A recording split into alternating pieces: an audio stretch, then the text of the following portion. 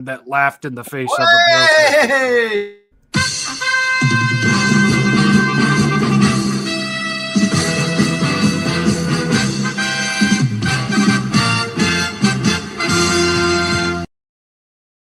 What's up, G-Show land? And welcome to another episode of the G-Show podcast. I am G1, and this is the Geek Out. I almost said Godzilla Block Party for a minute. Whoops!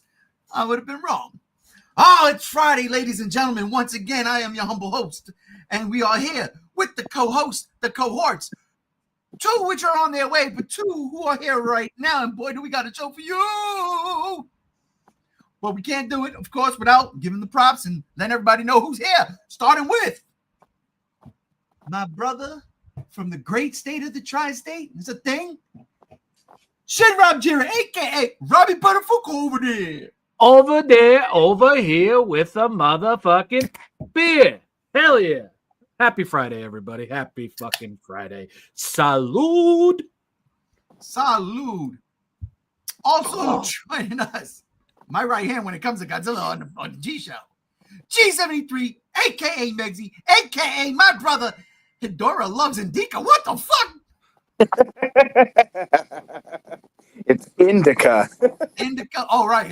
That must be a But Indica sounds funny, too. I'm doing all right, guys. Happy Friday.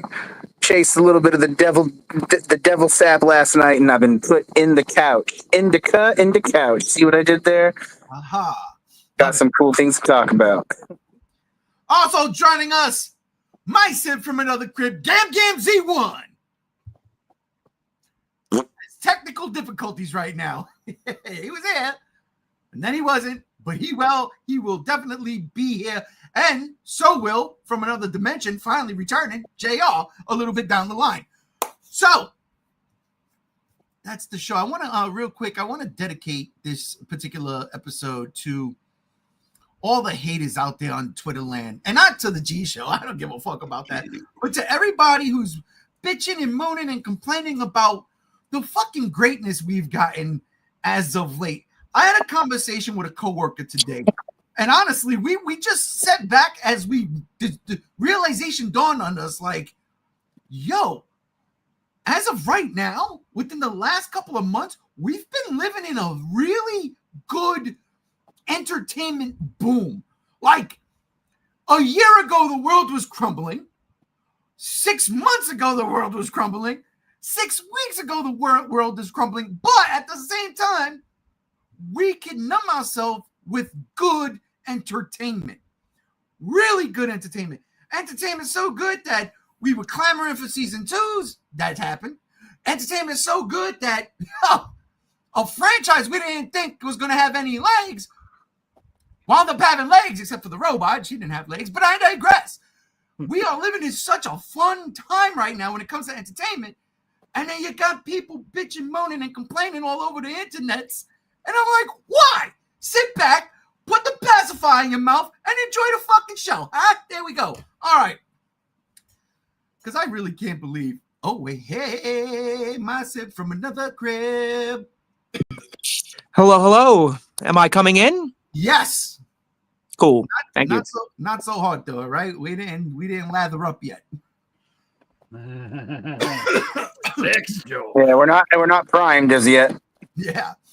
So, that being said, let's start with the first topic of the day, ladies and gentlemen.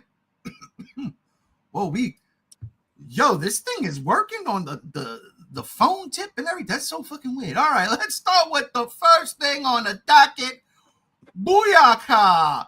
And that's how Alien and Predator, they're cooking right now. They are cooking. The franchises both. I don't know what Disney did. You know what? They probably left it alone. They said, you know what? Let's go hands off. Let's go hands off. Let them do what they do. Let them cook. Shit's been in the oven. We started with Alien Earth. Hey, look, there it is. Which was fantastic. Season 2 was announced this week, which was great. Predator Badlands, which came out last week, was freaking dope. Oh my God, excuse me. Hey, Jazz Cat, I'm sorry. How you doing? Have a good day. You too. Thanks for showing up. Thanks for joining. Oh man, what is going on here? Where's Hello, J.O.? hello, people. I'm gonna be out of control. All right, real quick. Predator Badlands. I know probably just me and Chase is the only ones who've seen the movie. Yeah, I don't know. Yeah, I haven't seen it. No, my movie theater's closed for the foreseeable future. That is terrible. That is terrible. Oh, thank you. Thank you, Vaporwave Goku. Yeah, that's a good way of saying it, because me trying to pronounce your name, I only could get anal Yeah, crack. I don't know why they're not doing actual display names. They're actually just doing like @usernames for YouTube now, and it's stupid. Maybe it's because this whole thing is new, and I don't know. Did the reach just blow up? I have no clue what's happening, but I ain't mad. I ain't mad either. Hello, everybody. Yes. They do an algorithm update every month, so that's probably why. Well, let's rock and roll to the Rolling Rocks, because these beers ain't gonna get colder. Badlands coming in right now. Look, the budget, as I look at it right now, is a 105 million. Worldwide, it's sitting at 92.5 million. Now, you know, we want this movie to succeed. Wait a minute. Spider-Man, how's it going, my fellow Quay fans?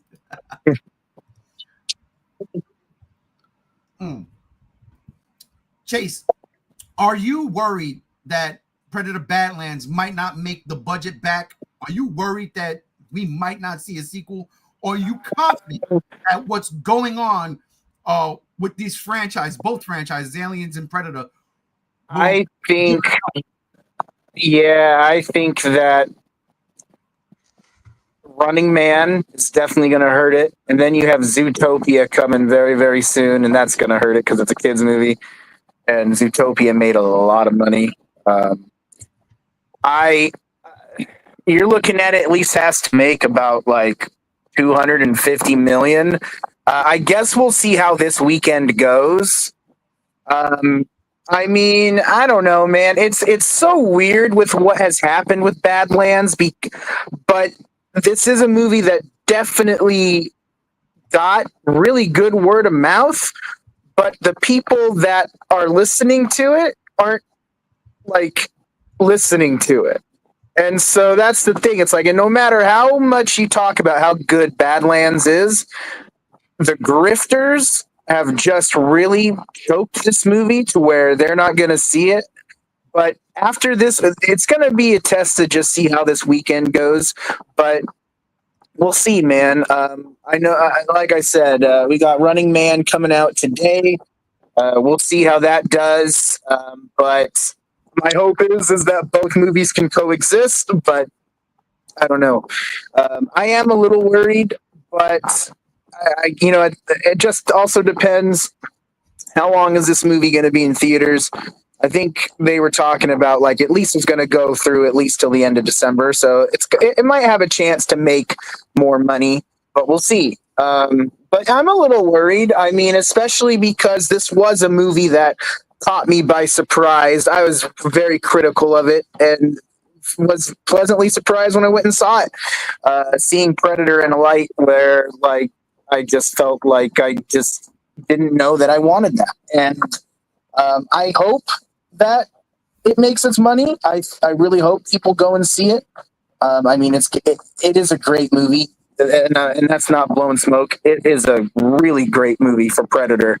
And I think honestly, if you are a Predator fan, you need to give this movie a shot. And but it's just gonna be tough to see how this weekend goes. Maybe during Thanksgiving family weekend, people go and see a whole bunch of movies, but we'll see. This is I don't know. The Predator Badlands financial future is in uncertain lands. And so we're gonna it's just gonna be, how does this weekend go? If it has a strong weekend again like it did premiere weekend, then I think we'll be okay. It's going to be a fight, but we'll be all right as long, but at the moment, it's got some work to do, but it's definitely worth seeing if you are suspicious about it or not feeling like it is. Everything in this movie has a reason. Deck's design does have a purpose that gets revealed and explained for thoroughly throughout the movie, which makes it make sense. And then but other than that, this movie was very well written, lots of fun action, a great fun film with Predator just destroying things and really cool stuff. I say go see it, but yeah, it's just going to be interesting.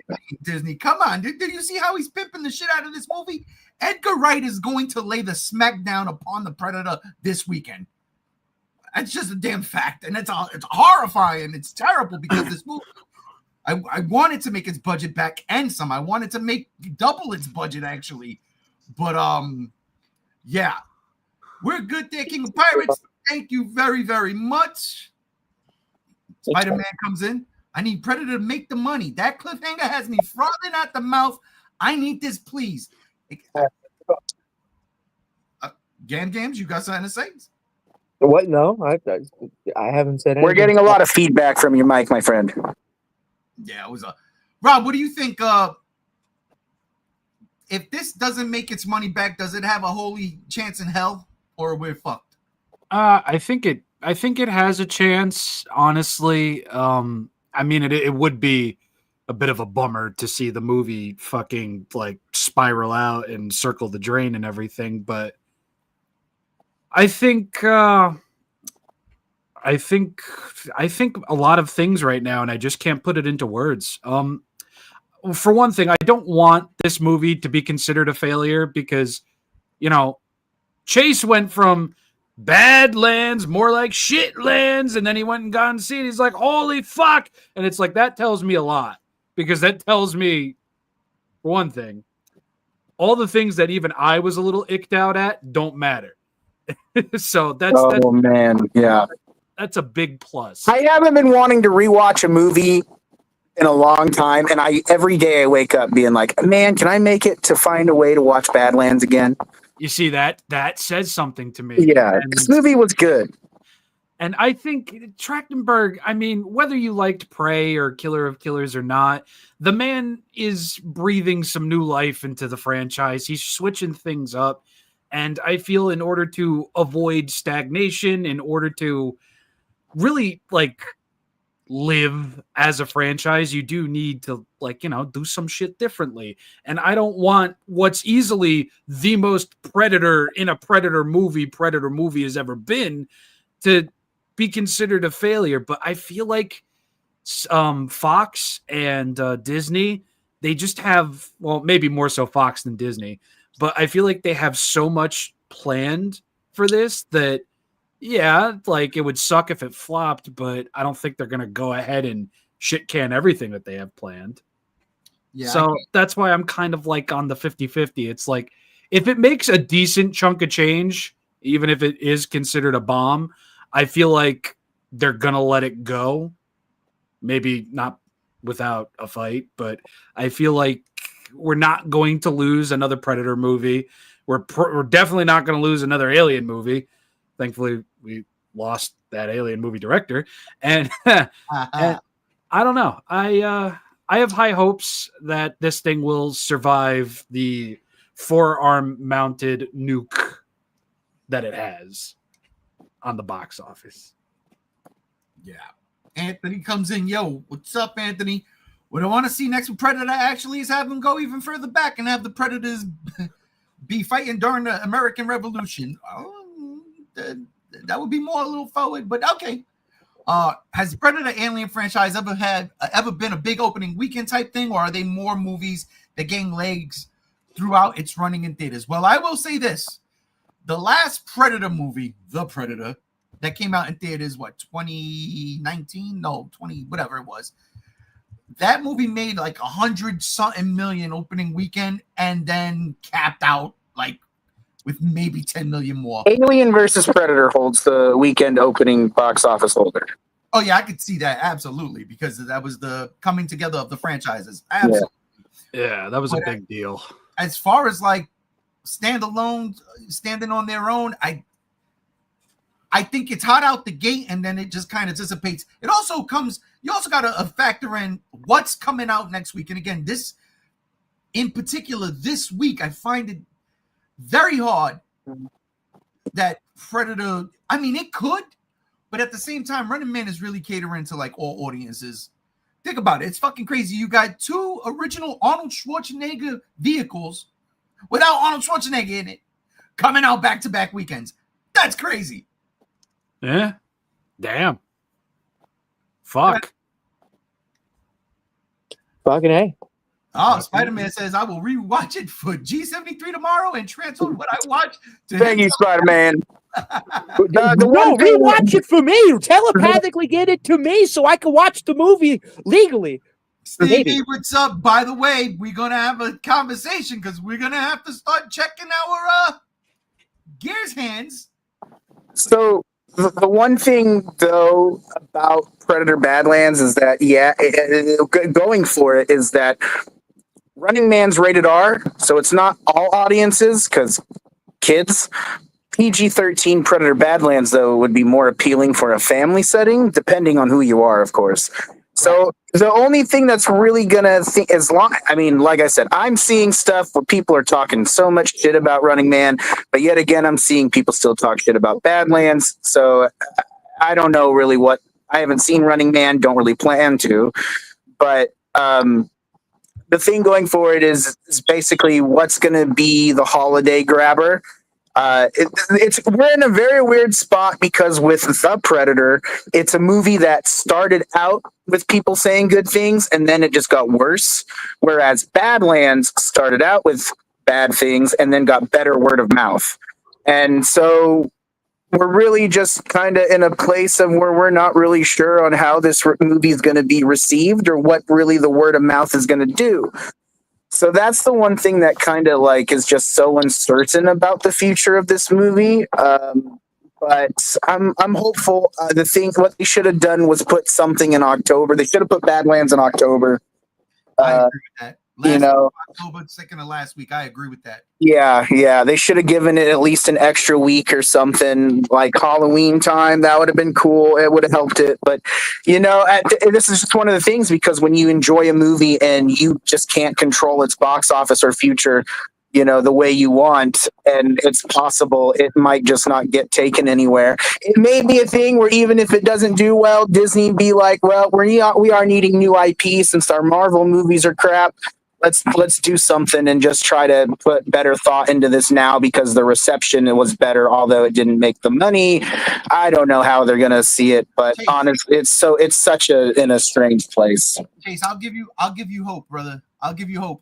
Back in 2019, this little movie called Godzilla, King of the Monsters came out, and it was utter trash, and it trashed at the box office. Yet here we are. They already were done filming Godzilla versus Kong at that point. 3 sequels later, so there's plenty of hope. Plus, look.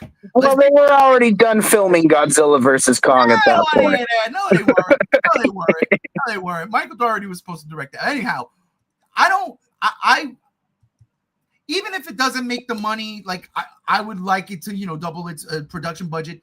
Even if it doesn't do that. I mean, if anything, it has legs internationally to do so. But even if it doesn't do that, we've seen time and time again that regardless on what these movies make, there's always going to be another one in the franchise. There's always going to be. And I can't sit here and say that if they do another one, they're not going to follow Deck and the adventures of, Yautja Star Wars. I just can't see that happening. I think they got a plan along the lines of what Legendary has with Godzilla and Kong, and we'll talk about that a little later. Oh yeah, I've been listening to a lot of interviews with Trottenberg and his spoiler cast. And they got a lot planned. I mean, everything happening with Alien Earth, and let's just give it its props for a second. This was a fantastic show from start to end. I didn't feel the lag that some people might have felt. I was like, holy shit, this is it. And then, then when it turns on, once that switch hits, it's like, yo, this show is better than the last 3-4 Alien movies, period. Right. Because now that they finally greenlit a season 2, I don't know what was taking them so long, but now that they did, I'm excited about it. We get more Wailing Yutani. We get to see how these synths evolve, because do what we see in Alien Earth with Wendy and the crew, is that what eventually becomes Elle Fanning's character? You know? Well, so here's the deal. Alien Earth takes place before Aliens, and Badlands takes place after Resurrection. That's quite a gap. I know that. No, but no, listen, it's not that big of a gap in. Ladies and gentlemen. Also speaking, since they're synths and androids, I guess age doesn't matter. Ladies and gentlemen, we got JR's here. What's up, brother? Sorry, it took me a second. I up and decided to start using my Silent Hill 2 headphones that I've had packaged up for over a year. So I decided to hook them up, give them a test run. And Logitech, I gotta admit, your headphones kind of suck. But you include that Dolby Atmos little dangle, and the fact that I could just plug any headphones into it and get Dolby Atmos is fucking hilarious. You guys done fucked up. Ladies and gentlemen, JR, aka the eccentric boy billionaire from Alien Earth. Oh, no, I've never seen it. Tell me it ain't him, though. Are we still the only ones that have seen Alien Earth too? Yeah. Yeah, I haven't seen it. Guys. Come on, guys. Dude, you gotta... Is it complete? Is the whole season out? Can I binge it? Yeah. Yeah.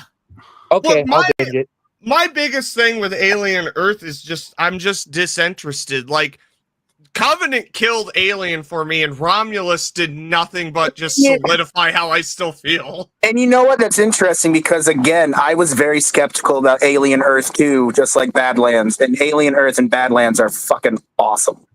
They're definitely on the right track. Listen, I'll get to Alien Earth after I finish Home Improvement. Respect. Yeah. Respect. Watching a Cosby Show again. Yo, not for nothing, that's a good show. I know it's a good show. I love it. Good show. So is Family Matters.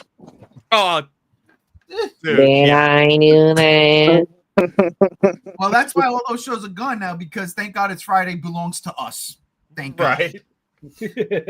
All right. All right. Well, what I was trying to say, JR. I mean, not yeah. Well, before JR jumped in, what I was trying to say, Chase, is the evolution with the synth in regards to how does Wendy, how do they evolve those types of synths, and is it connected to, does Wailing Yutani buy the proprietary rights, or do they just flat out steal it? And then we get the Elle Fanning character, which are programmed to have emotions and stuff. See, what I'm doing is I'm ignoring everything that came before. I'm starting from Alien Earth point A and Predator Badlands point B. And those dots are connected. The Wailing Yutani dots are there. It's all there. Yeah. And you know it's going to be setting up for an AVP somewhere down the line. But Yeah. that's all I meant. Like, what Wendy and the Lost Boys, the Lost Children crew is, how does that evolve and turn into something that we got later on? Like, that's what I'm interested in seeing. So they also were talking about how now with the Romulus sequel being filmed, now they have the ability to they were talking about the future of both franchises, and that now that they can kill off the characters now that they've been established. So that's one thing that's going to be interesting too. But this all comes from Noah Hawley signed a new deal with Fox, and that's when Alien was just announced, the second season. Oh, so basically we were waiting until this dude got his money.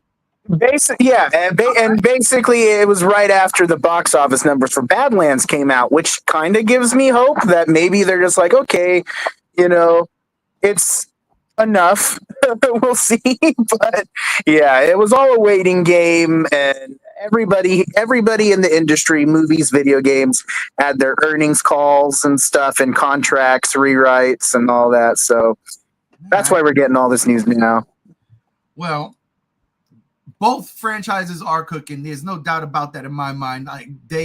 Badlands was great, Alien Earth was great, and like I said, if Disney doesn't have their hands in the pot, fucking perfect. And 20th Century was more of the control of Badlands. Disney had a very small part. Well, look, it can't get any better than that, right? Unless, of course, you're Bowser drawing a picture of yourself. Boom! Ladies and gentlemen, yesterday, talk about numbers. Universal dropped the trailer to Super Mario Galaxy, the Super Mario Galaxy movie, I should say, the sequel to the Super Mario Brothers movie. And let me tell you something. I sat there and I'm watching this trailer and I'm kind of like, and then this popped up. And I can't lie, I chuckled like a fucking little kid. This shit had me cracking up. I can't lie. This right here cracked me. It cracked me as Spider-Man swings through and says, JR? Where did you get that picture of me and my wife? Spider-Man, you mean that picture of me looking at you in that picture? Because, dude, that 9-pack there? Ooh. Tell me about it. But all right, this movie came out, man. I mean, this trailer came out, and I don't know any of the Mario Brothers lore after Super Mario World. I just stopped playing Mario games. Don't play them. I can't help. I don't know Galaxy. I don't know 64. I don't know none of that stuff. But I'm pretty sure yous do. At least some of y'all. So I want to know. I love Mario. Gam. I'll start with you, Gams. Sure. I know Sonic is your number one. But Mario's up there. I love Mr. Mario. I love the first movie. Okay, so when you saw the trailer for this movie, Yeah. what was your take?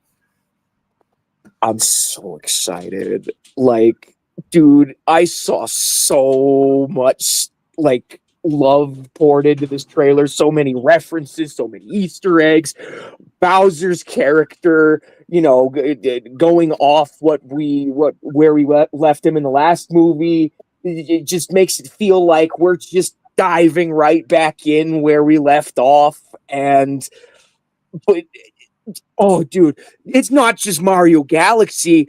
There's also going to be Mario Odyssey elements, because there's one place that they go to that's not from Mario Galaxy. That's from Mario Odyssey. And it's really cool to me that they're like combining different games together to make like a cohesive story. And you know, Jack Black himself said this in the Nintendo Direct, if you watched that, which included Miyamoto and the CEO of Illumination talking about the movie, and then Jack Black kind of comes in, and Jack Black says Mario Galaxy is like one of the best Mario games, and it's like right up there for like the perfect game from Mario to adapt into a movie. And yeah, I can't agree more. Like, this is going to be great. I love Brie Larson as fucking Rosalina. Dude. Yes. Yeah, that's my A right there. I had no clue what I was looking at. I was like, oh, this chick is Dude, you are looking at Bay material. Come on. Yeah, like literal wife. Yeah. Waifu material right there. Yeah. Huh. Okay. Rosalina is like one of the best Mario characters in the modern day that's ever been made, in my opinion. And I have faith, because I loved the first Mario movie so much, because there was so much, you know, love and passion for the franchise, down to the very neat soundtrack in that movie. I have faith that this is going to be great. One thing that I am surprised they did not show off in the trailer was Yoshi. Because Yoshi is supposed to be a big factor in this story. Because he's on the marketing material. He's going to be in the movie. And we don't even know if he's going to be voiced by a celebrity or if he's going to be voiced by voice actor, or if he's just gonna make Yoshi sounds like Super David. Nintendo. I don't know. Keith David will voice Yoshi. Honestly, that That would would be make me go see this movie. That would be fucking dope. So Gams, and just from the trailer alone, Super Mario Galaxy, woohoo, mamma mia. Woohoo! There it is. Okay, I'm coming to you next, JR. Since you know some of this shit, Mister. This is Bay. This is Mike. Listen, I love Rosalina. I play her as her in Mario Party Superstars all the time. I won't change character, but I'm gonna say something. Outside of Mario Party Superstars, I have no fucking idea, dude. And the classic Mario, I have no idea. I just see a fucking blonde girl in a blue dress. I'm like, I love her. I didn't actually see much of the trailer. I've seen bits and pieces. I've had a slammed week, but hopefully it intrigues me because the original movie did not. And I've watched a total of 10 minutes of the original movie and I didn't like what I was seeing. So we'll see. I'll probably go see it. Not in theaters, though. Maybe the dollar theater. You know, intentionally, I put the itinerary up on Wednesdays. So he does. He does. So there's no way you can't sit there and watch a 2-minute and 30-second trailer.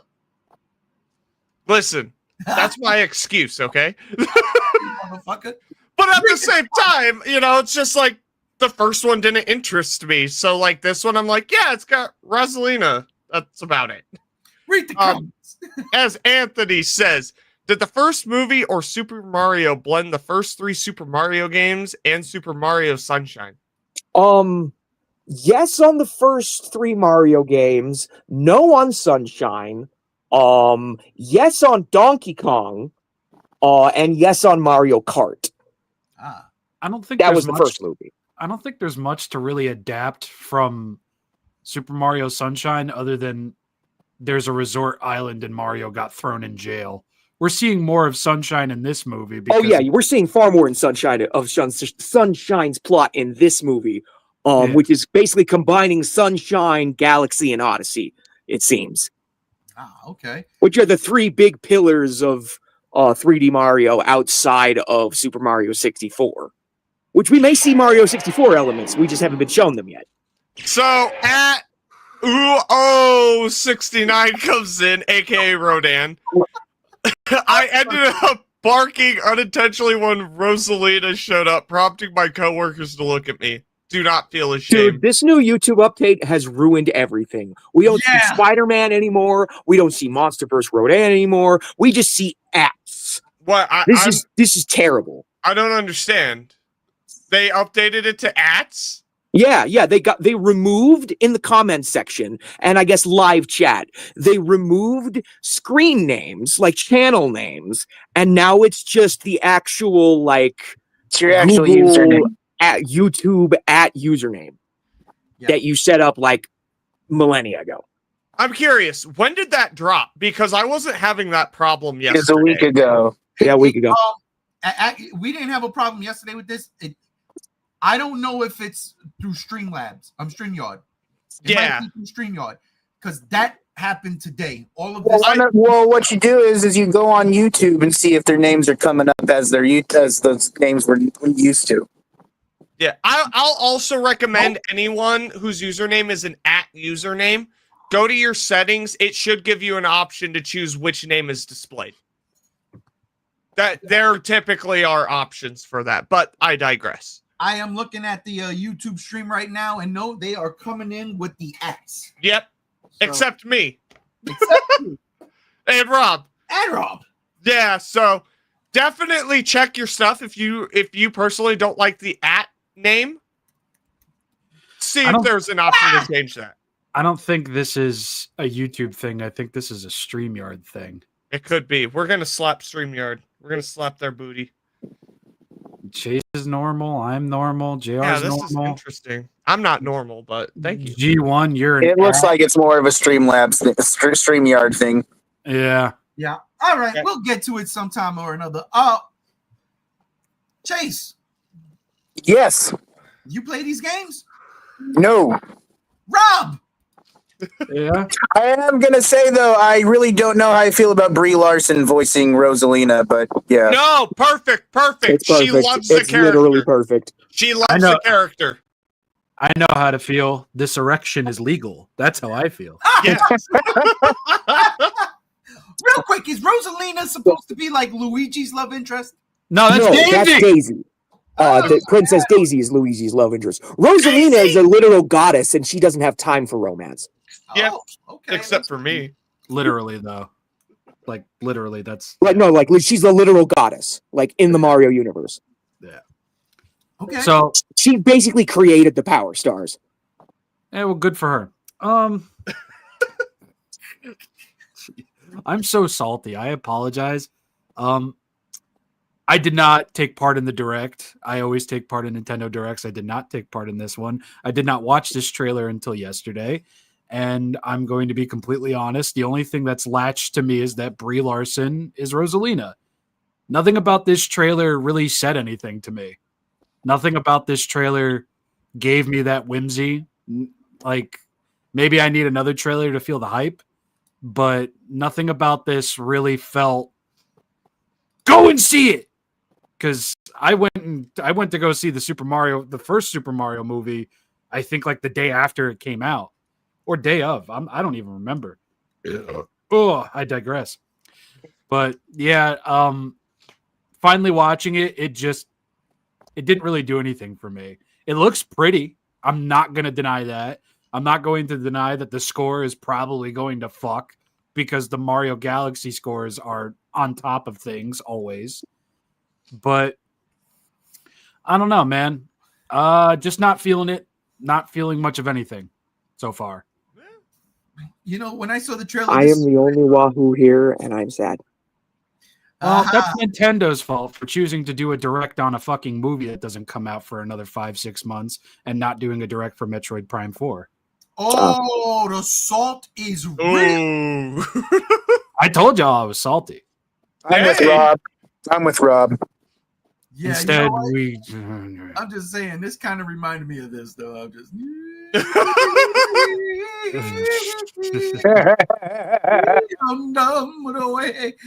Oh, is that Chris Pratt as Mario? That's crazy. No! Oh God. Yeah, you know, again, I have no idea the source material, so I can't go off of anything. I enjoyed the first Super Mario Brothers movie. I thought it was funny. The call back to the fucking theme song from the original the Super Mario Brothers Super Show, fucking perfect, classic. That had me crying. The way they utilized Donkey Kong was great. Had fun with the movie. I saw something yesterday that said that they are Universal wants to do this Nintendo universe of movies and then come together at the end as some kind of Avengers style movie. How and why? Is it going to be Ganon? I don't understand what this means. Is the dog from Duck Hunt going to be a character? He's the main villain of the universe. They essentially want to do Super Smash Brothers, but as a movie. Yeah, because they're setting up a Zelda movie. They're doing a Metroid movie. They're not doing a Metroid You know movie. what? What are you I talking heard about? about a Metroid movie. No. That's They're not. rad. I mean, I'm not super into that stuff, but I think it's still cool having more IPs. Bring it on. Official. I saw Link. I saw Donkey Kong. I saw an eventual Kirby. That's what's weird, though. Zelda's going to be a live-action movie. Yeah, why did I say Link? I meant Zelda. Fuck. That's weird. I don't know. But I don't know. Like, if your main thing is to make Super Smash Brothers the movie, but give it a plot, get good writers. Because, yeah. Listen, if they do a Zelda movie, cast Bruce Campbell as Link, please. They already announced the castings for Zelda and Link. And Is it Bruce Campbell? No. They're both very, very new to the game actors. Oh, I'm sure. But Bruce Campbell's best in anything. So This is factual. Dan Spider 92 says Daisy would throw hands if someone tries talking to Luigi. No, tries taking Or Luigi. taking Luigi. Oh, taking. Sorry. I drinking. Anthony says, to me, it's still off-putting having Chris Pratt doing an Italian plumber and him trying to do an Italian. Well, that was only for a commercial, and then he talked like Chris Pratt for the rest of the movie. I can't stand because it's Garfield. It's everything. Terrible.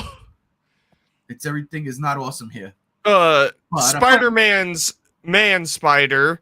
Don't let Mario try to calm Yoshi with his hand like Pratt did with the Raptors. Oh, you know for a fact they're going to reference that. You know for a fact they're going to reference that. And then they're going to have Yoshi swallow him and then spit him out. I hope so. That would be funny as hell. You spit him out as an egg. yeah, that's funny. Oh, one up. Oh, okay. I mean, they might. Anthony says, okay, I think they're going to do Super Smash Brothers movie. Anthony then says, are they doing a movie for Star Fox? Not confirmed, but not off the table. Well, they should definitely do a movie for Star Fox because I agree. that is one of the more easier Nintendo games to movie. Oh, absolutely. Because you have characters that talk, you have characters that operate. They're in fucking spacecraft shooting at a gigantic space ape named Andros. Indeed. And they're having dogfights. And we need them when they do the like complete a mission and stuff, like when they beat the bad guy, we need them to say mission complete. Look, I know a certain starfighter that is no longer doing starfighter things with Disney that might be able to be hired to voice your Star Fox. That's all I'm saying. Mm-hmm. Oscar Isaac. Ugh. Oh, we're gonna get to him in a little bit too. Good guy. Mhm. I would unironically be so fine if Oscar Isaac voiced Fox McCloud. Yeah. That I would not be strangely mad. works. It just works. But anyway. Because fucking Oscar Isaac's like good at everything he's done, even if the movie's shit. Mhm. Factual. I hope that's not a prelude to what's to come there, JR. I didn't watch Frankenstein. Yeah, kick him off the podcast. That's okay. I've watched the movie enough to watch it for everybody here twice. I have my reasons, and we'll get to them. Oh, I know what's the reasons. It's the Hammer films. God dang it, fuck. No, it's not even that. All right, we'll get to it when we get to it. Yeah. Oh, shit. All right. Last comment before we move on.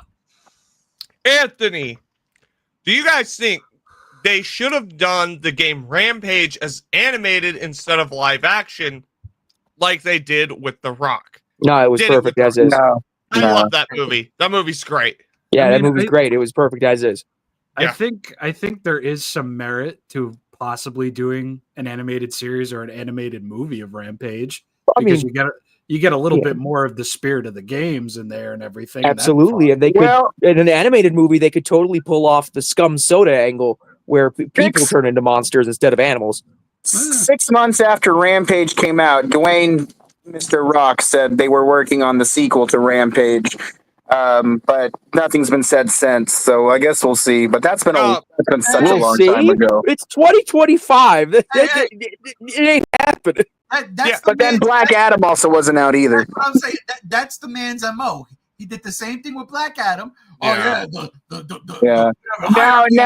he's saying that he'll never do movies for other people again, just him with his new one. And then he did it when he went back to the WWE. He turns John Cena heel. He's trying to steal Cody Rhodes' soul. This is the greatest thing ever. And I'm at WrestleMania when Cody is fighting evil John Cena. And I'm like, yo, this is going to be nuts. And The Rock is going to come and The Rock never showed back up because The Rock says, use all bunch of jabroni candy ass bitches. And I was like, you know what? Fuck The Rock. Fuck The Rock. Yeah, pretty much. Because he wanted it to go his way. Well, exactly. Well, yeah. Well, I was also Jumanji 3, so hey, we got that. I was also gonna add to that. The box office for Rampage came in, and they were like, no sequel. Yeah. Same shit happened with Black Adam, but they went ahead and made Shazam 2. God damn it! Oh, listen, separate podcast for Black Adam because God, that movie is so underrated. Underrated. I love that fucking movie so much. More like under the bed.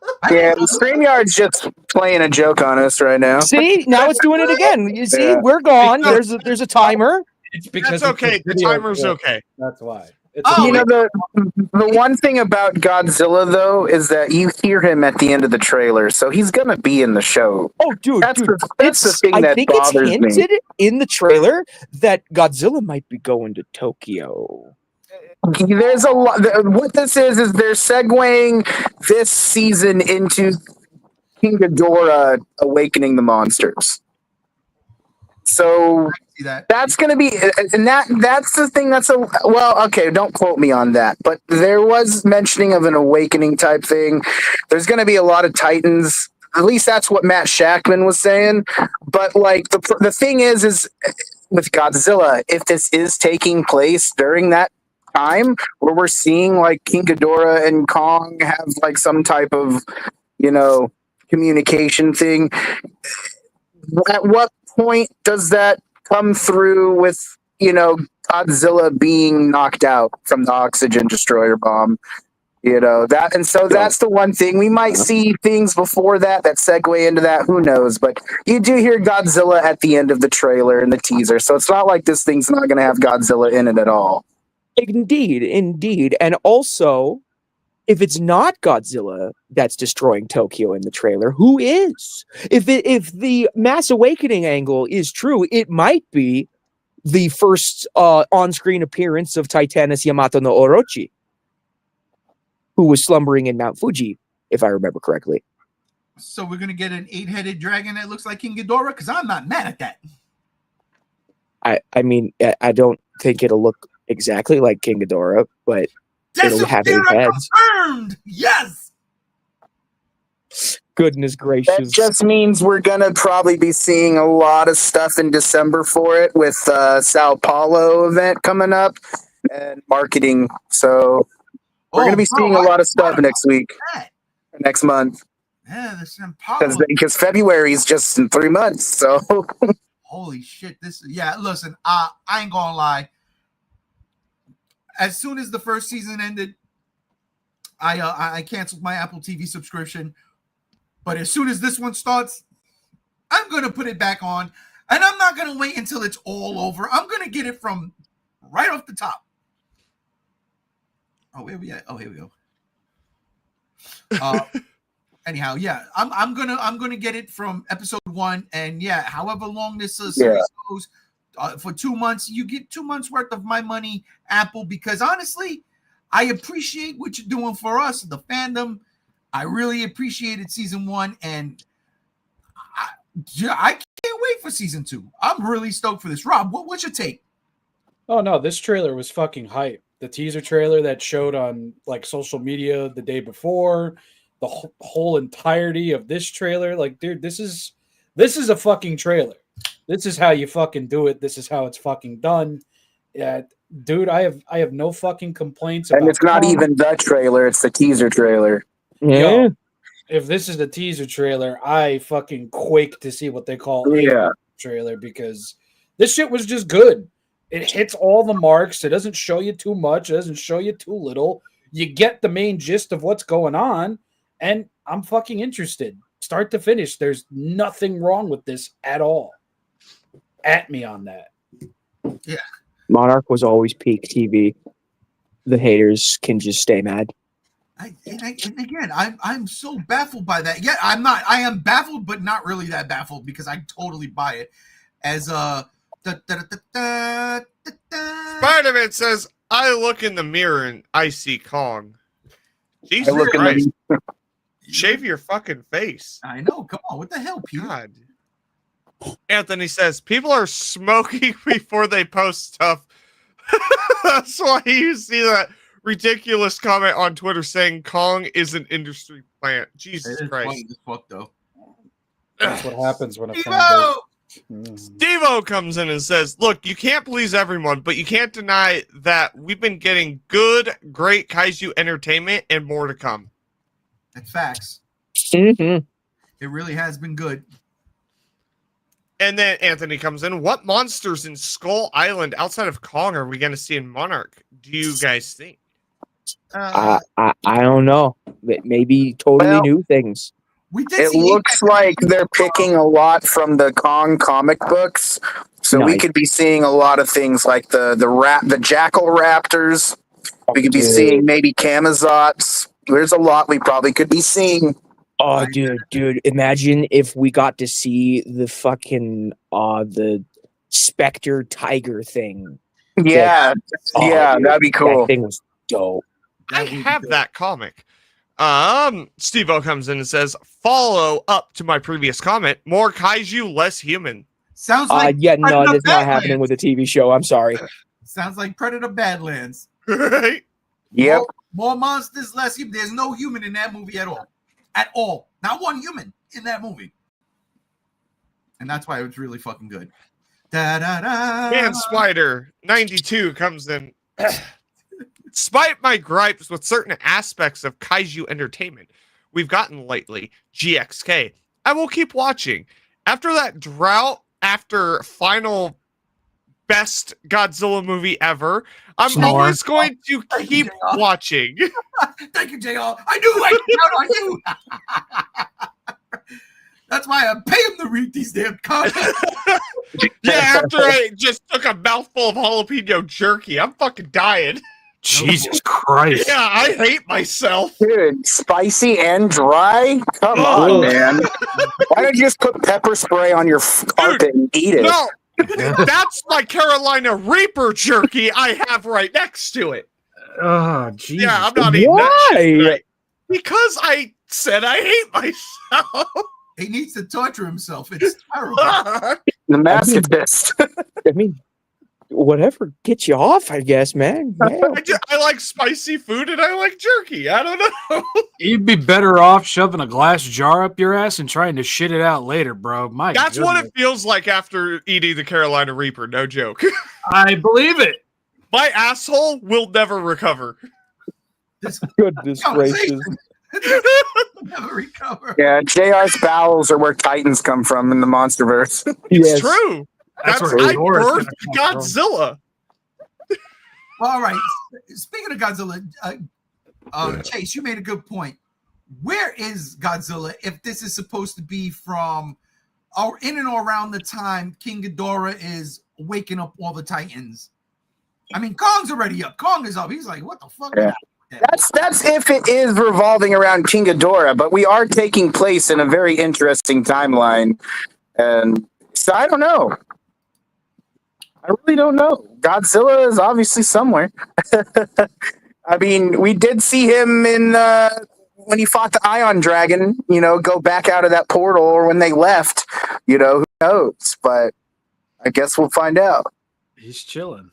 He's chilling, bro. He's doing his thing. As far as the public is concerned, he still hasn't been seen for 3 years. I agree with Monsterverse Rodan over here. I assume Godzilla is aura farming underwater, glowing menacingly. That's Yes. there you go. Absolutely. That's what he does. There it is. There it Listen, is. Superman shit his pants when he saw Godzilla and King of the Monsters. That's all I'm saying.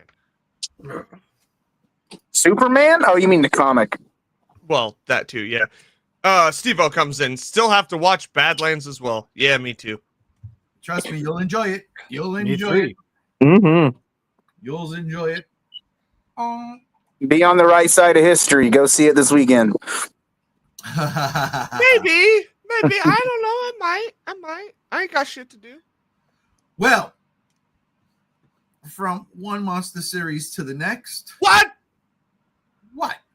You're just gonna Oh, completely here we go. skip me? Here we go. Oh yeah, skip. You're gonna don't just skip there. absolutely skip me. Listen, I mean, you have been talking. I know. All I'm going to say is, as the resident, I said it in front of a room full of 50 people on a panel. Monarch Season 1 was mid, 3 out of 5. I am looking forward to this as much as I am looking forward to a colonoscopy because I eat Carolina Reaper jerky. Not at all. My But thing it is, looks fine. It my, looks my, fine. my thing is with the Monarch show is because of what we got with New Empire.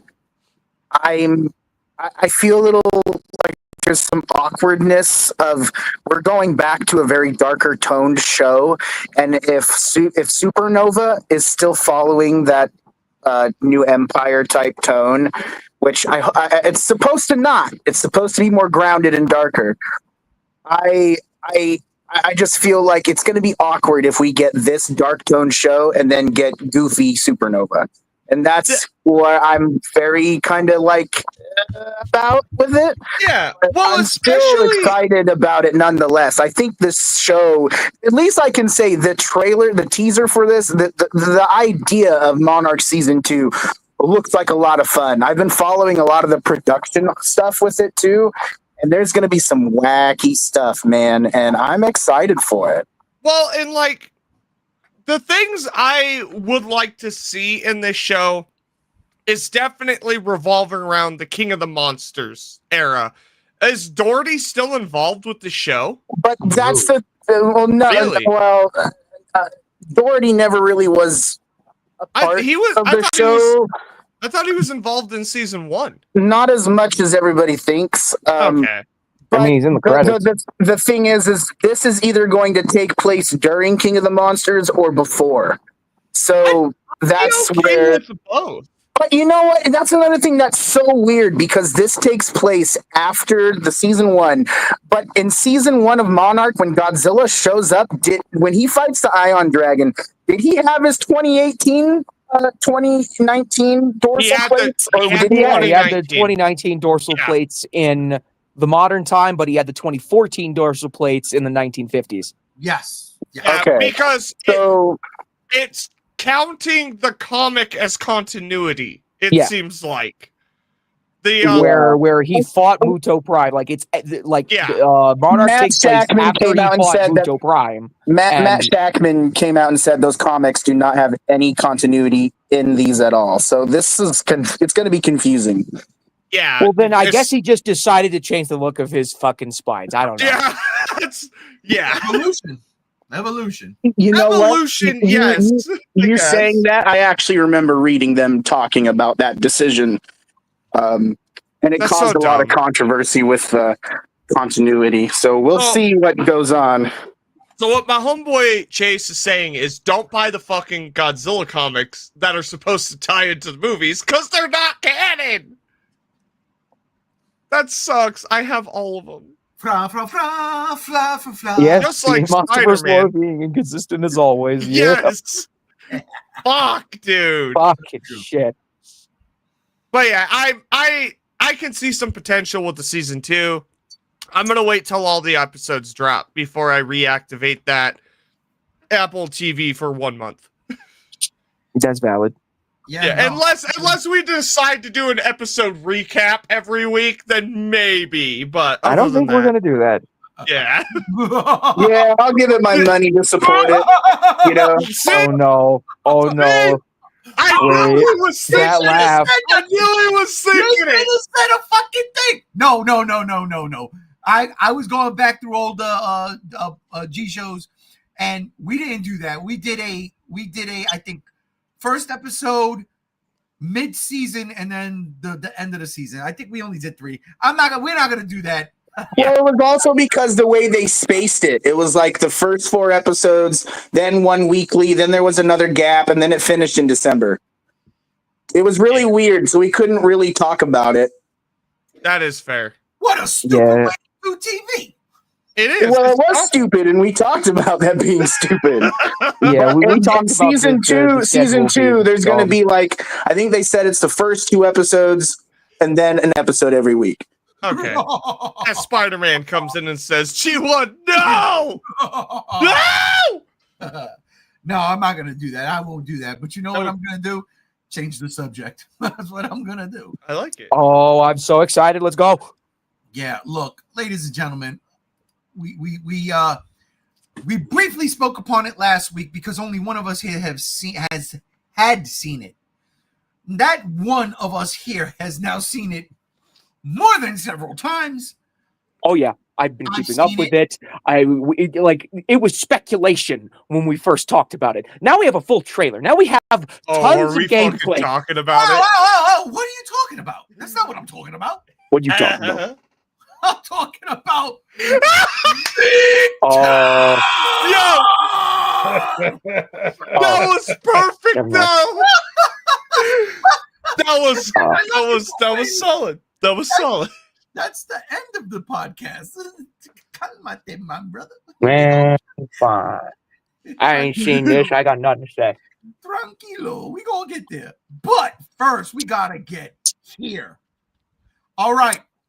I read an article the other day, and they said Guillermo del Toro wanted to make Victor Frankenstein look like a rock star. And let me tell you something. As soon as I read that quote, I said, in every single moment of this movie, even when he was fucked up, yeah, he looked like a rock star. So when I saw this picture, holy shit. Tell me that's not a rock star, Rob. Is that not a rock star? Oh, it's 100% a fucking rock star. You kidding me? The lavish robe, the very homely pants, the nice shoes, the fucking scarf. Bro, say less. Say Dude, fucking He less. puts the milk on the skin and Elsa gets the hose again. Bro, Cypress Hill is making a song about this man. I didn't even know they were still together. Well, I was waiting for people to get the if you want to see a rock star, you live large. You know what? Fucking, you guys suck ass. I thought you were thinking more Insane in the Membrane because, you know. No, I went rock star, bro. Come on. No. I saw this image and I mean, like, it is so fucking true. But it's not about being a rock star in this movie, right? No. It's about Guillermo del Toro piecing together a damn near masterpiece for Netflix. Yeah. You know what pisses me off? I don't know what the budget of this movie is. I don't want to know. I don't. All I know is it's a Netflix movie. It had 29 million views in its first 2 days. By far, I shit you not, this is the best Netflix movie I've seen in the entirety of Netflix streaming. Because Netflix has a fucking habit of giving you something and it's really good, and then the ending just falls the fuck out. And you're like, wow, what? Wow, this was so good up until, oh no, I'm off a cliff. No, this shit was from start to finish fucking perfect. I have some gripes, but those gripes are more like grapes that might have turned to raisins. Doesn't matter. I like them all. Yo, the first 10 minutes of this movie, I'm turning, I'm looking at my wife and I'm saying, yo, I really like this movie. The first 25 minutes, I'm turning to my wife and go, yo, I really, really like this movie. The first fucking 45 minutes, I go, yo, I love this movie. 45 minutes in and I'm like, I love this movie. The way this movie was set up, everything they did, it was fucking dope. It was fucking, dare I say, sexy, Rob. Sexy is a good way of describing this movie. Am I lying? Not at all. 100%. You get to see Oscar Isaac's ass. You do get to see Oscar Isaac's ass. I had to cover my wife's eyes because I think she was trying to look for something else. I said, oh, woman. Slow down, girlfriend. But yeah, man, in all honesty, I anticipated a good movie. I anticipated a great movie. What I did not anticipate was taking the story of Frankenstein, in which I've said, countless times on this podcast, I am a Frankenstein mark for the lore, all that shit. I don't know why, but I love the idea of Frankenstein. And this movie came in and gave me every fucking thing and more. And I sat there and I'm like, oh my God. Oh my God. Oh my God. I love this fucking movie. It was great. And I'm not even done talking yet. But Rob. Yeah. I'm going to go to you next. I don't give a fuck, bro. Look at this guy. Yeah. Yeah. Straight. Why is he hot? You know what's crazy? You know what's crazy, Games? Those promo pics, the promo pics, he does. It's a good-looking creature. It's a good-looking monster design. It absolutely is. But in the promo pics, in the movie, he's beautiful. He's not hot. He's beautifully crafted. And I think that's what Mia Goth was getting at. Oh, I loved that turn. Oh, that was one of those things that Guillermo del Toro took and said, I'm going to do this. She was so infatuated with this thing, she wasn't afraid of it, that she kind of fell in love with the thing on some kind of plutonic level. I wouldn't say he's hot, but it's a beautiful thing. It's beauty. He's art. All right, I'm sorry. I'm getting way too fucking far and metaphorical, physical, whatever the fuck you call it. You're not wrong, though, because that's how Del Toro looked at it. It's like, I want to make something pretty, but I don't want to make it sexy. And he was like, okay, well, this is Victor's first time stitching together an entire being. It's like, how would somebody who is as meticulous as him put a creature like this together? And you get this. And it's like, okay, that fucking makes sense. It's a detail, but it's not a detail that's put out there in like 4K 1080p. It's like, if you're paying attention, or if you've watched the film 8 times, you kind of pick up on that. And I don't know, that's just a Del Torian detail that, like, with every viewing, you pick up on something else. It's fucking crazy. I thought he was an engineer from Prometheus at first. No, this guy actually does shit. That's Wait, He's bald. that's not from Predator Badlands? Oh, no. That's not the dude from Street Fighter Right? that can stretch his And limbs. it's not Frieza either. Oh my God. Whoa. That's oh my God. Oro. No, Oro is not. That's not Oro. Oro is the old man from Brazil. Oh my God. The Russian guy. It's not him. I know what you're talking about. Gams. Street Fighter 3 Third Strike. I know what you're talking Yes, Third Strike, Street Fighter 3. The dude from Africa who can stretch his limbs. about. He's not from Africa.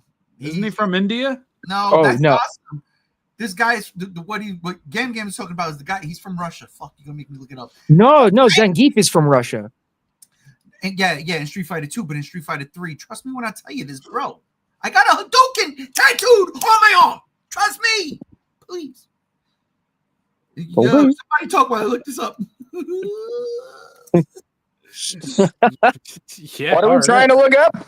The dude's name. Anyways, His name's Jacob. he's holding Jacob Elordi. No, He's not the holding a actor. skull. The character. The character. the character from Frankenstein's Street Fighter. monster? No, from Street Fighter. Oh. Yeah, Hamlet. What's Street Fighter?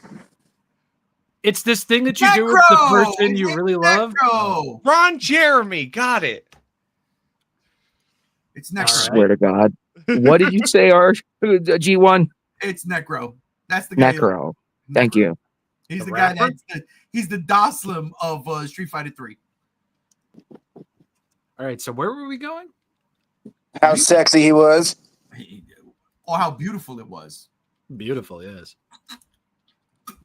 And how poetic this particular scene was. Oh, yeah. Looking at the skull, wondering who I am. What am I? Listen, first off, I'm going in. Sorry, Rob. But Rob, feel free to jump in at any moment. But All right.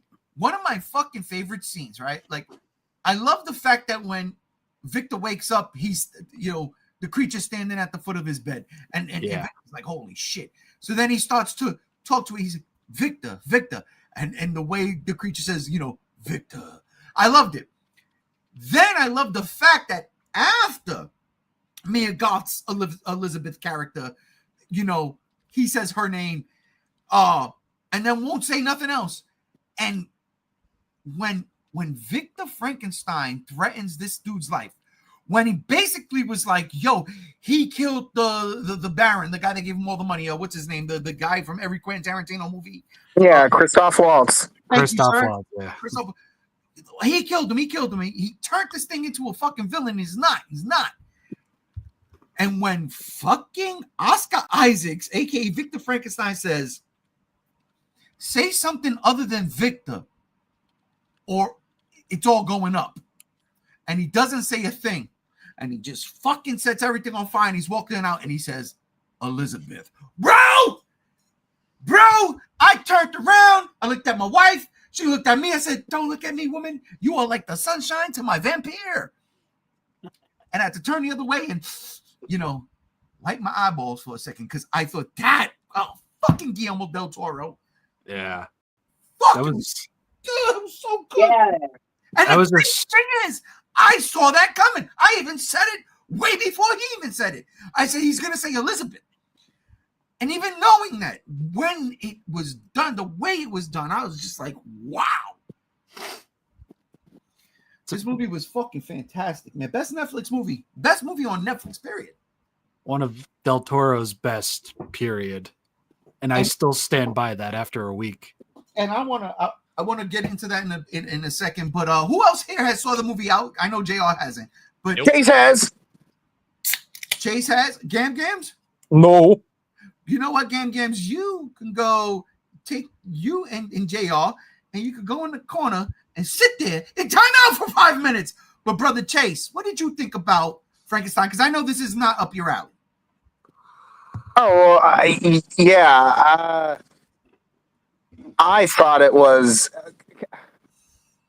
as it stands right now, my top 3 favorite movies of the year, in no specific order: Predator, Badlands, Superman, Frankenstein. That's solid. This movie was pure cinema. It was paced so well for me. Even though it's a long movie, it was paced really well. Very well written. I had a blast. I thought it was very well. I loved the way it was written. I never read the book. So I know there are differences, though, because I hear just a lot of people saying that. But I just loved. I really enjoyed it. I loved seeing It felt like it was a quality movie. Seeing that ship in the beginning, it was all practical and everything. I loved that. Del Toro really going full force on practical effects because he's that bitter towards AI, which is rightly so. I just love that, man. And this movie, outside of that, wasn't even clouded by that. It was just pure heart, love, well writing, great. And when Frankenstein throws hands, that's fun, man. When the Frankenstein's monster throws hands, it's fun. I really enjoyed it. I enjoy. This was a movie going in I had really no concept about, but I didn't even really have. I was interested in it when I saw the trailer months ago, but I wasn't expecting getting a film like this. Oscar Isaac's, performance was fantastic. Christoph Waltz, I love him in a lot of movies, and I thought he was brilliant in this. Jacob Elordi. He was fantastic as the monster. I really was taken far with this film, and I love it. I thought it was great. I loved that ending. I loved everything. I don't have a complaint for it. I loved the progression of Frankenstein, how he becomes so intelligent and stuff, illiterate. I have nothing bad to say about this movie. It was a great time. Like I said, it's in my top 3 this year. I fucking love it. You bring up a lot of great points. The Frankenstein getting teached, when they put that part in, with the blind man, I thought automatically, and I read the book, I read the novel, but it was long ago. So all I'm going by now is the original movies, right? I've never watched the Hammer films, JR. I'm sorry, but That's okay. I plan to rectify that this weekend, if not next. Trust me. Maybe even tomorrow, because it's going to be raining all day. Start with the horrors of Frankenstein. I'm going to start with I'm going to start with whichever Hammer did first. The horrors of Frankenstein. Yeah, I do. I always do it in chronological order. I can't go out of that. No, that's good. Yeah. Shit. Train of thought lost. See, I got the mention. Whoa! Somebody else. The cast, monster. Oh, the blind man. Yeah. Yes. I got that from Bride of Frankenstein. That's in my head. I'm thinking about that. I got to reread the book. Was the blind man in the book? I don't remember because it's been so long. But I love the idea when he kept saying, it's the spirit of the forest. I fucking loved it. I loved when they were like, come on, Gramps, we gotta go. No, I'm gonna stay here. I've done it before, and I'm not gonna not do it now. And then meeting Frankenstein, meeting the monster, and teaching them how to talk and read. And oh man, the creature was never a monster. Even when he's fucking ripping Norwegians' heads off at the ship, he was never a monster.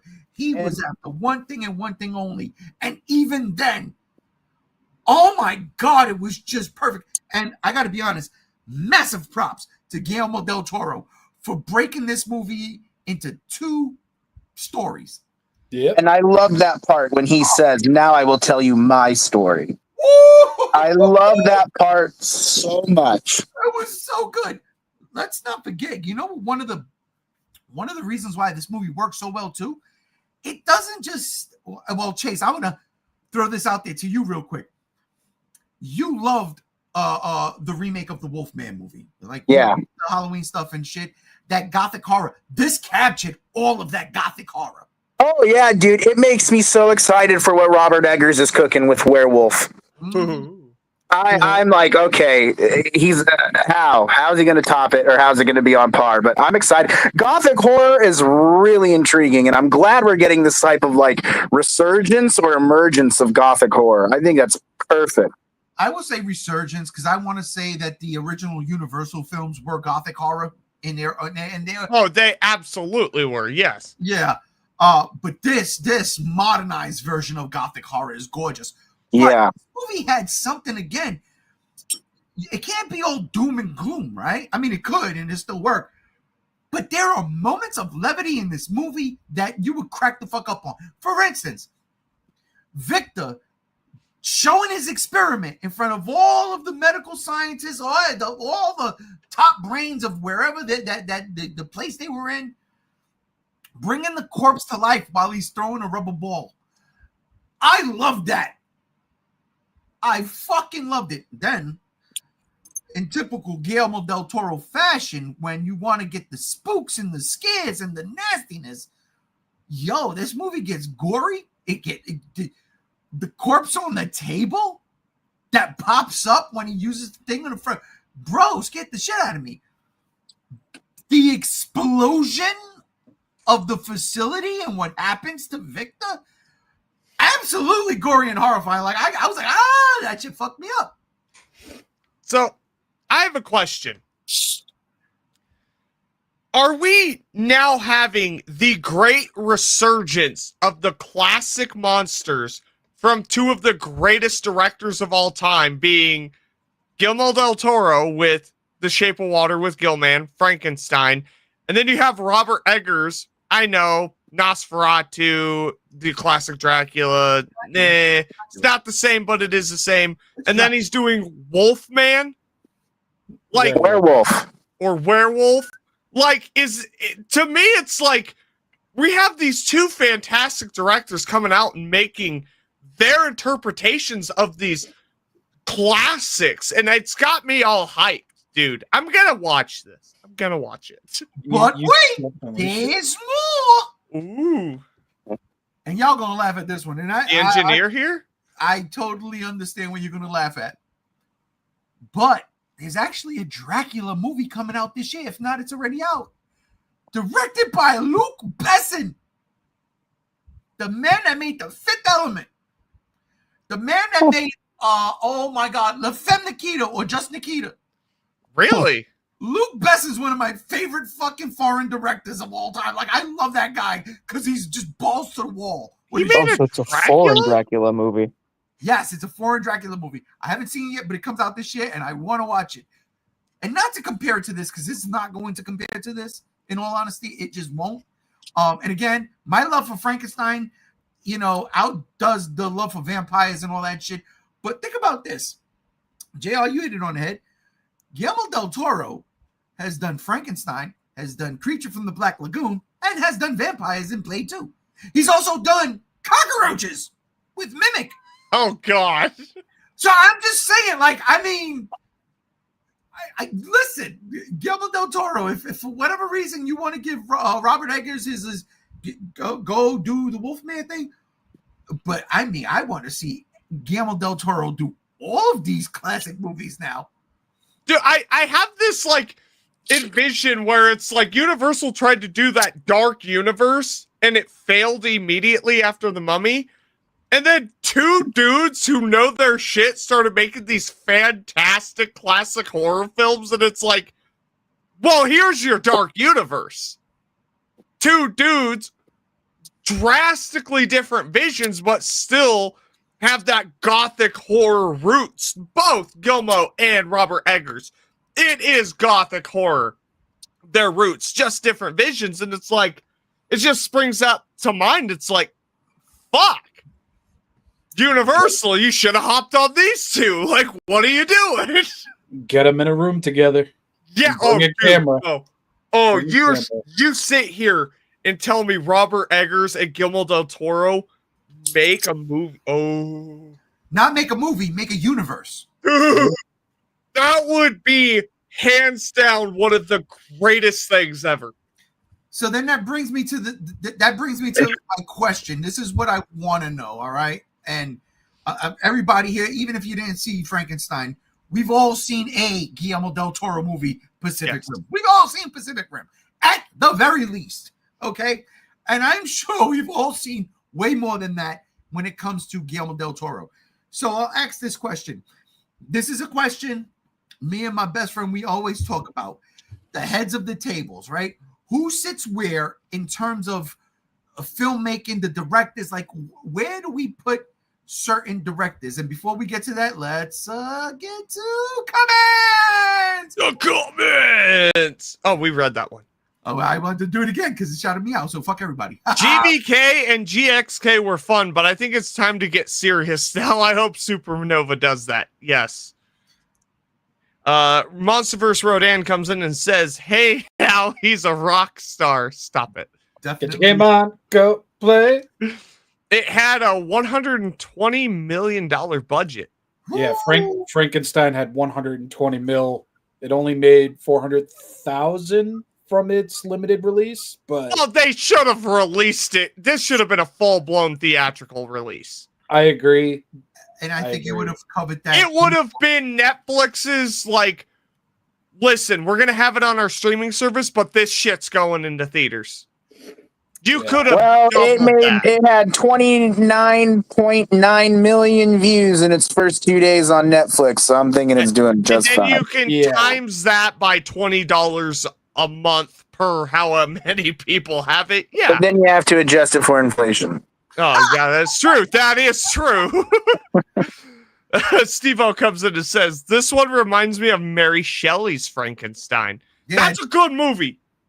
That was the basis, pretty much. I love that. I think Robert De Niro did a great job. No, but I don't think they're talking about. Maybe Steve-O is. I'm thinking more the book. Maybe, well, that was Del Toro's Bible for the movie. Yeah. I'm thinking of the De Niro movie because honestly, there was nothing I saw in the De Niro movie that was in this movie. Really?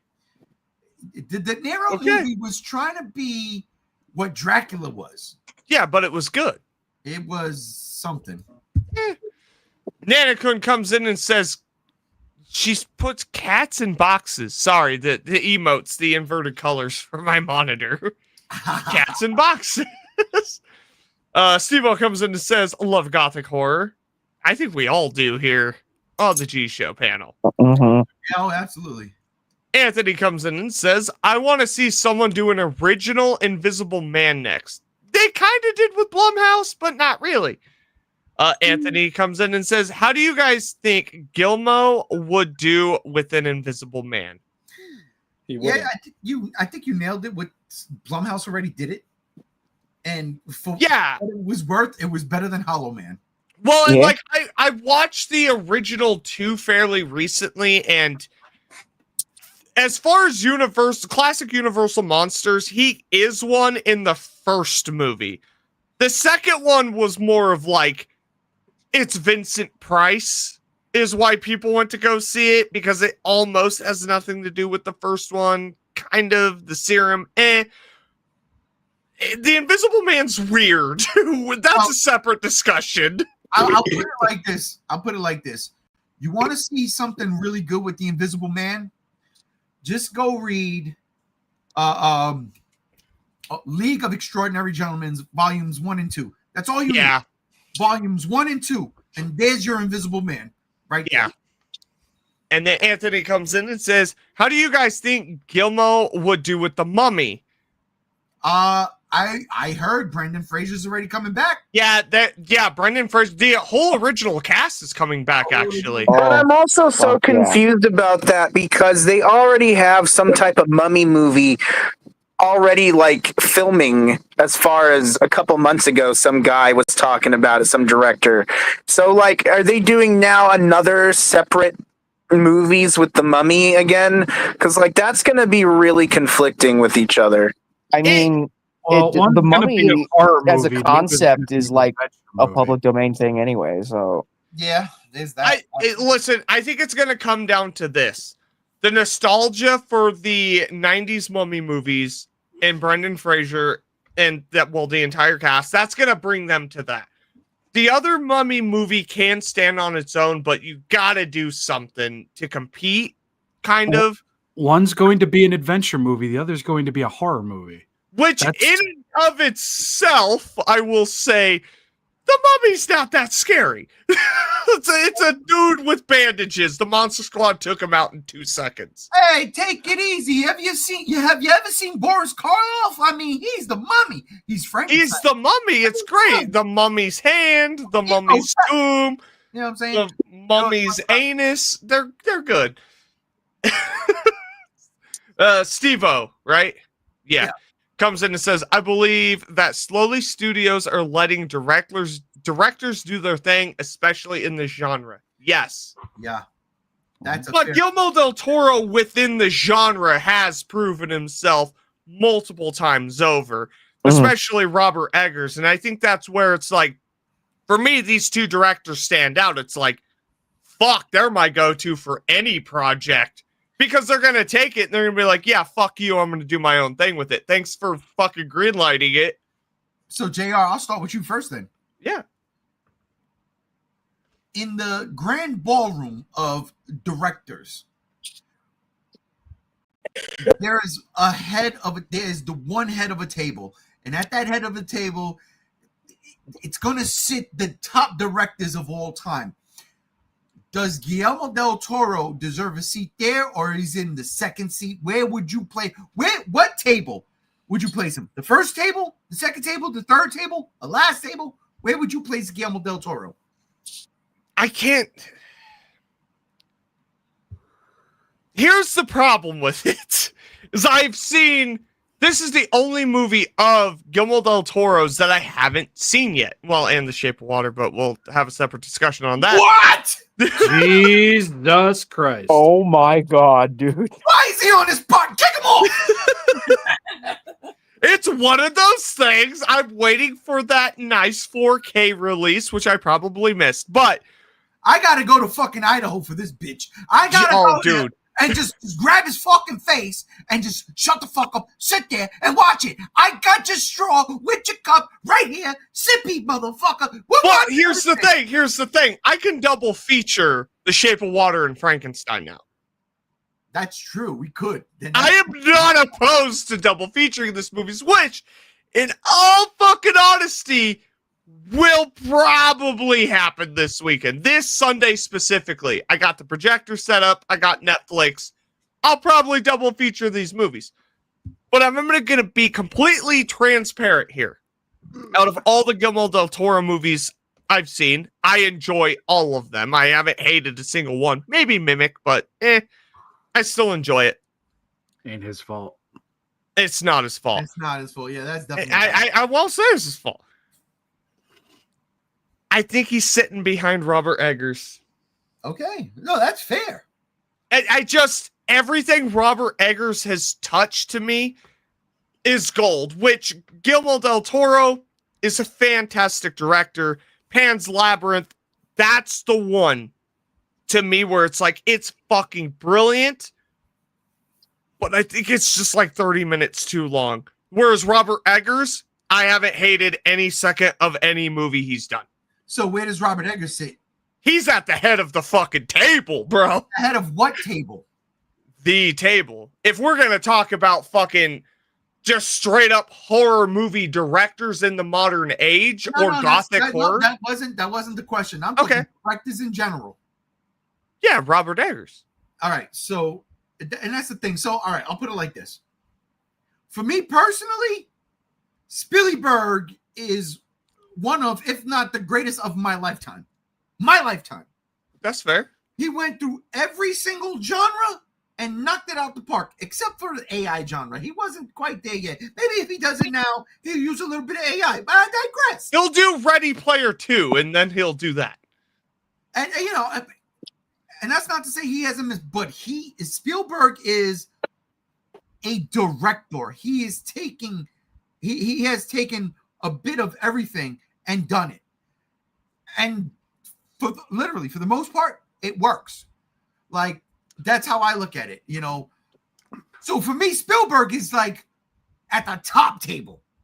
That's what I'm saying. So you put Robert Eggers at the top table sitting next to Spielberg. Yes, absolutely. All right, cool. In that same table, we'll put Guillermo del Toro. Listen, 4 movies. You want to sit here and talk about those 4 movies? We'll do a fucking podcast. I mean, I'm looking at someone like Francis Ford Coppola. He's I'm not saying no franchise. I'm just saying. I know, and I'm just speaking from the heart here. Guillermo del Toro, for me, is in the top 5 for sure. Robert Eggers is the number 1. Dude came out swinging. He hasn't had a miss. People like to say, "Oh, well, fucking what's that one? The Norse mythology one, the Northman." The Northman. People are like, "Well, that might be his miss." I'm like, "Okay, you're just fucking crazy. You don't get it." I get it. Bjork is a witch. He knows what the fuck he's doing. No, and that's the thing. Like, he's a visionary. He could he did make be the next Spielberg. He could be if he sold out. No, it's not about selling out. Spielberg no, I mean in general, like if he sold out and didn't want to sacrifice his vision, which I'm not saying Spielberg did at all. I'm just saying if he finally like gave up that indie feel and went Hollywood. Oh no, listen, I think what that man does is fucking classic, and I've only seen 2 out of his 4 movies. Jesus. Oh, get it together. But you're the one that didn't see the fucking Shape of Water on Frank. I know. I'm just saying, like, I didn't want to see The Witch, but I sure as hell wanted to see The Lighthouse. And good God Almighty, you're gonna like The Witch way more than The Lighthouse. I love The Lighthouse. I love that movie too. The Witch I love that movie. The Witch is a different beast entirely, dude. Is why do y'all literally keep saying that? It's the bitch. Well, the Beach. Yes. My bad. The My Beach. bad. Games, my bad. The So, Games, I'll go to you next since you want to correct everybody. No, I'm just kidding. That's Games. You didn't see Frankenstein, but where do you see Del Toro? And what table? Where do you fit him in? Me personally, because of my own personal biases, he's right up there in the top table with Spielberg and Ishiro Honda. Ooh! Fire! Yeah. Can't be mad at that. Yeah. I love every single one of his movies. The only movie of his I haven't seen is Frankenstein. I just haven't gotten around to it yet. Fix it. Yeah, for real though. This weekend, like tomorrow. Listen, Yeah, Has Been Hotel has been out, and my attention span has been focused. do not care. Fix it this weekend. Fix All it. right, Gam, second you that. and me Sunday. Shape of Water, Frankenstein. let's go. I'll watch The Shape of Water again. I love that movie. Let's fucking do it. I'm gonna go buy the Criterions tomorrow. Well, at least Shape of Water. All right, I'll go to you, brother Chase. You've seen Yo. Frankenstein, so I'm happy. Where do you place Guillermo del Toro in a table? You know, I haven't seen all of Del Toro's films, but I have seen, Hellboy 1 and 2, Pacific Rim. I've seen Frankenstein, all that.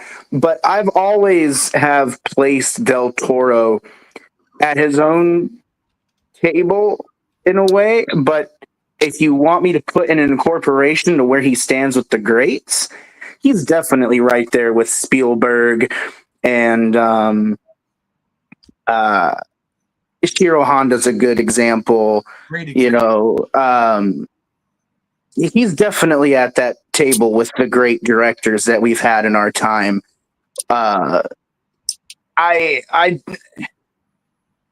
Yeah, I mean, I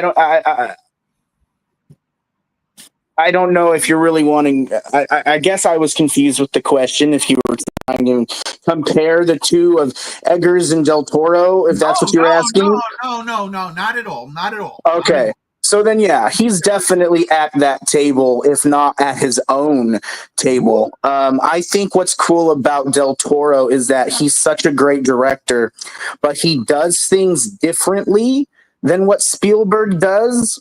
But the way he hones his craft is just so personal to him with the way that he directs his storytelling and his effects. And it's kind of like he's just his, I mean, obviously he's his own director and entity, but it's kind of like, why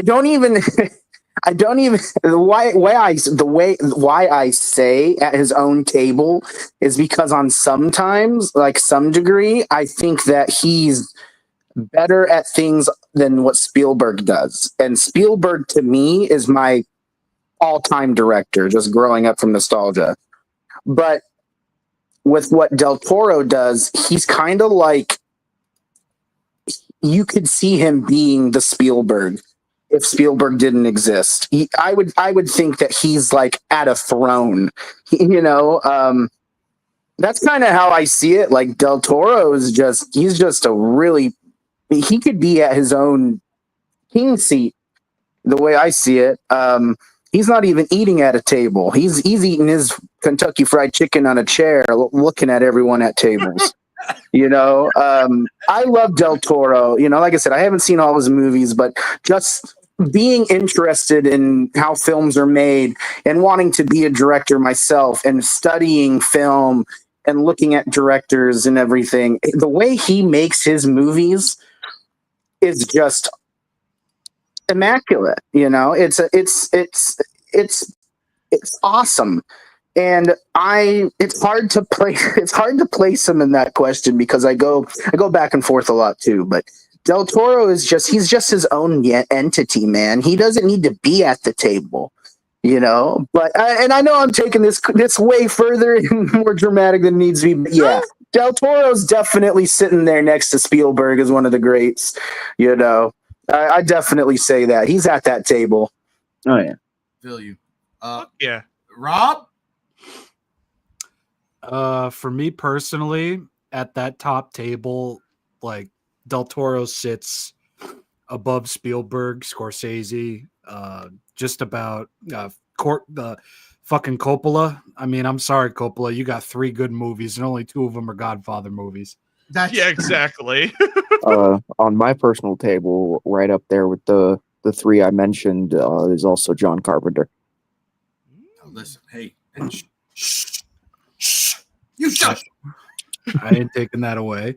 But Del Toro for me is my Spielberg from, like, I guess my era, my generation or such, because I mean, I grew up with E.T., I grew up with Jaws, I grew up with a lot of Spielberg's works, but when you talk about the whimsicality, when you talk about style, when you talk about how a movie makes you feel, like no other movie and no other director really encapsulates that in such a poetic way than Del Toro does. Because his movies, they start out as scripts and then they become comic books. And then from the comic books, which turn into storyboards, comes a vision that is uncompromised and refuses to budge against anybody. And that's part of the reasons why I love Del Toro. He has everything framed in such a way that is so unique and that is so routinely his. And in a world where everybody's doing the same kind of comedy. Like, oh, that just happened. Everybody's doing the same kind of action. Everybody's doing the same kind of pause in a movie to wait for the applause.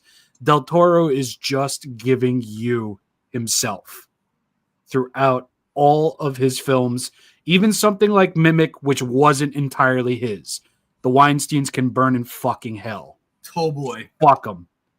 But Del Toro, to me, sits above those directors because he does what, like when I hear G1 talk about Spielberg, to me, that's Del Toro. When I hear people talk about the fucking greats before my time, that's Del Toro to me.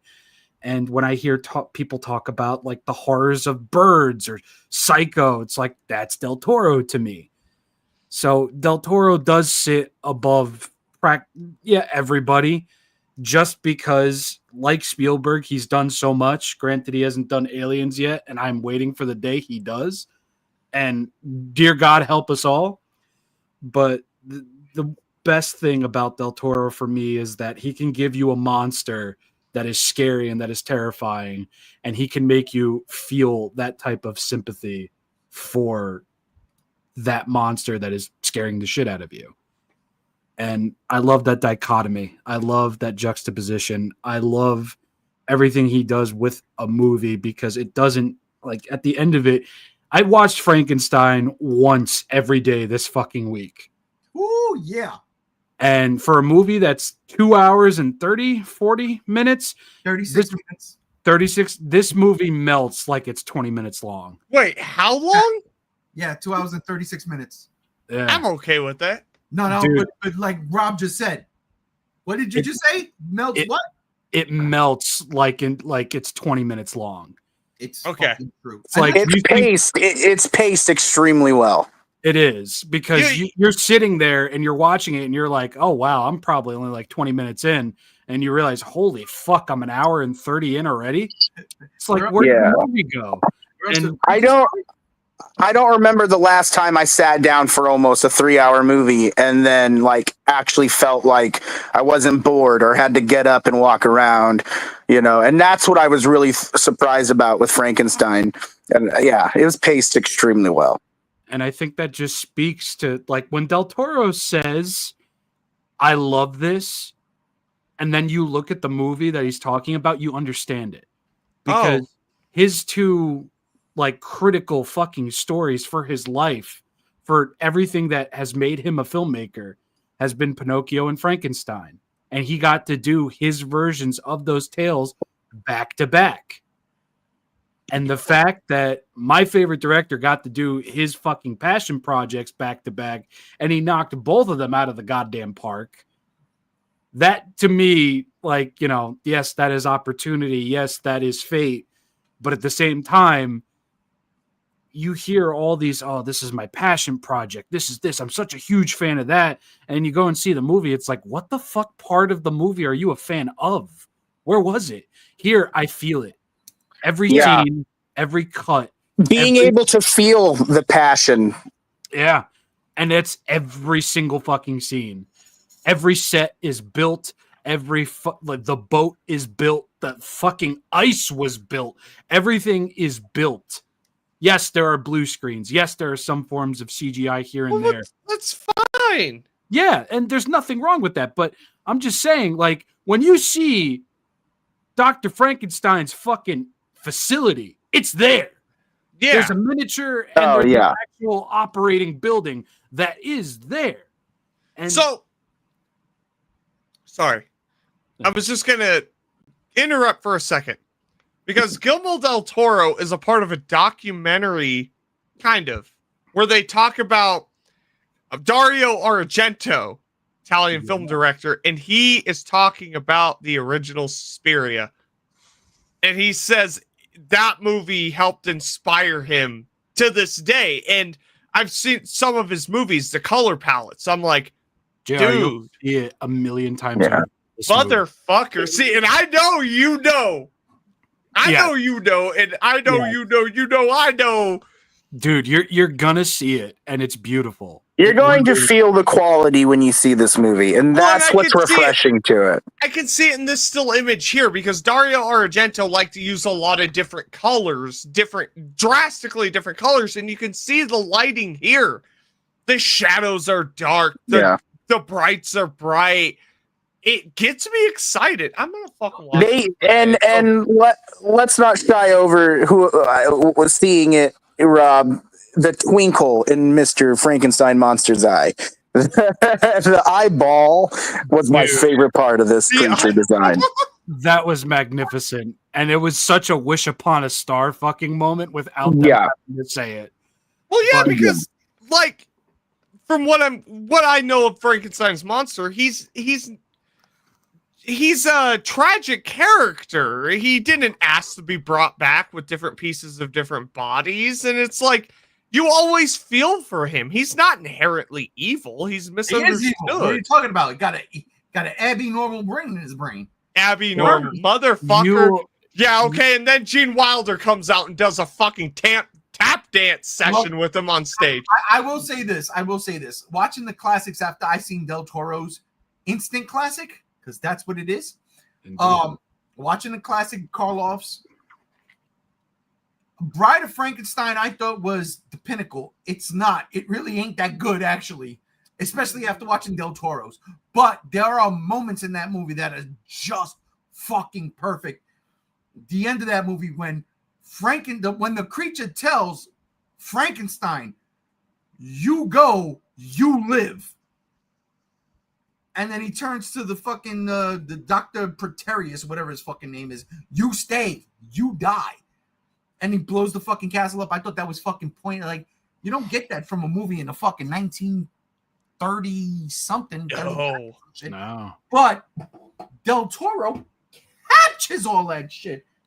He does. And that's why he's at the top for me. Like, above so many. And, I love Scorsese. I love Carpenter. I love Hitchcock. I love, like, the greats. I've seen them, and I love them, and I understand why they are where they are.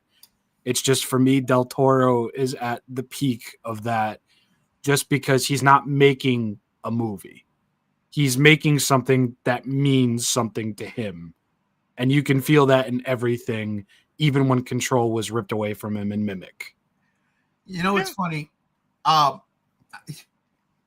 was going to save the who's the best director for later on in another podcast, but we already know Rob's. I just want to know where people set. You know what I'm saying? Del Toro at the first table, 100% agree. I do. I think for me, before we move on to the next topic, is it's real simple. If you can have actors nail lines, for instance, right? I think you win. And Del Toro has, let's not fake the funk here. Del Toro has a favorite actor. He loves working with this person. This person's been around since before Del Toro was making movies. Okay. Ron Perlman. Yeah. Yes. If you can have Ron Perlman deliver two of my all-time favorite lines, like if we ever did a top 10 movie line in cinema, Ron Perlman's going to be up there twice. When Ron Perlman in Blade, no, I'm lying. That wasn't Ron Perlman. My bad. That was Whisper. Fuck. But it was funny because he was dissing Ron Perlman. When he calls Ron Perlman a fucking nipplehead, the delivery is great. You fucking nipplehead. Ron Perlman saying, "Are you funning me, son?" in Pacific. I was like, wait, what? Oh my, the delivery on that is perfect. Yeah. It's because he let Ron Perlman chew the scenery. He let him do his thing, and it was great. And as you should when you're working with Ron Perlman. Yes. Dude, I'm old enough to remember Ron Perlman with Linda Hamilton in Beauty and the Beast. I remember that shit. Rob dropped. Beauty and the Beast was one of those unbelievable fucking. So the Beast lived in the sewers. I want to say of New York, maybe it was L.A. I don't remember, but I knew Linda Hamilton. That's the Terminator girl. Whoops. That's the girl from Terminator and King Kong lives. Oh, you're good. But yeah, that's how I knew Ron Perlman, from Beauty and the Beast. And then from there, it just, it was elevated, and then, And Doug Jones. Seeing Doug Jones in Frankenstein was pretty cool too. Doug Jones is. Yeah, if you're not paying attention, you'll miss him. But he's one of the guys in the beginning you'll see him. He's one of the servants, but he's in there. You're right. He's the first guy I noticed. It was real good, man. It was Yeah, a great movie. At the end of the day, yeah, Del Toro is definitely. I gotta see one or two more things from him, and I'm pretty sure it's going to deliver. But I gotta see one or two more things from Del Toro to be like, it's him. and it makes me so bummed. And JR is gonna probably care about this more than anyone else on the podcast with me, but.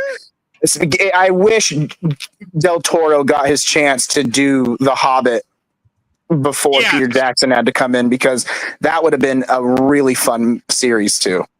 Listen, speaking of The Hobbit, I'll save it for later.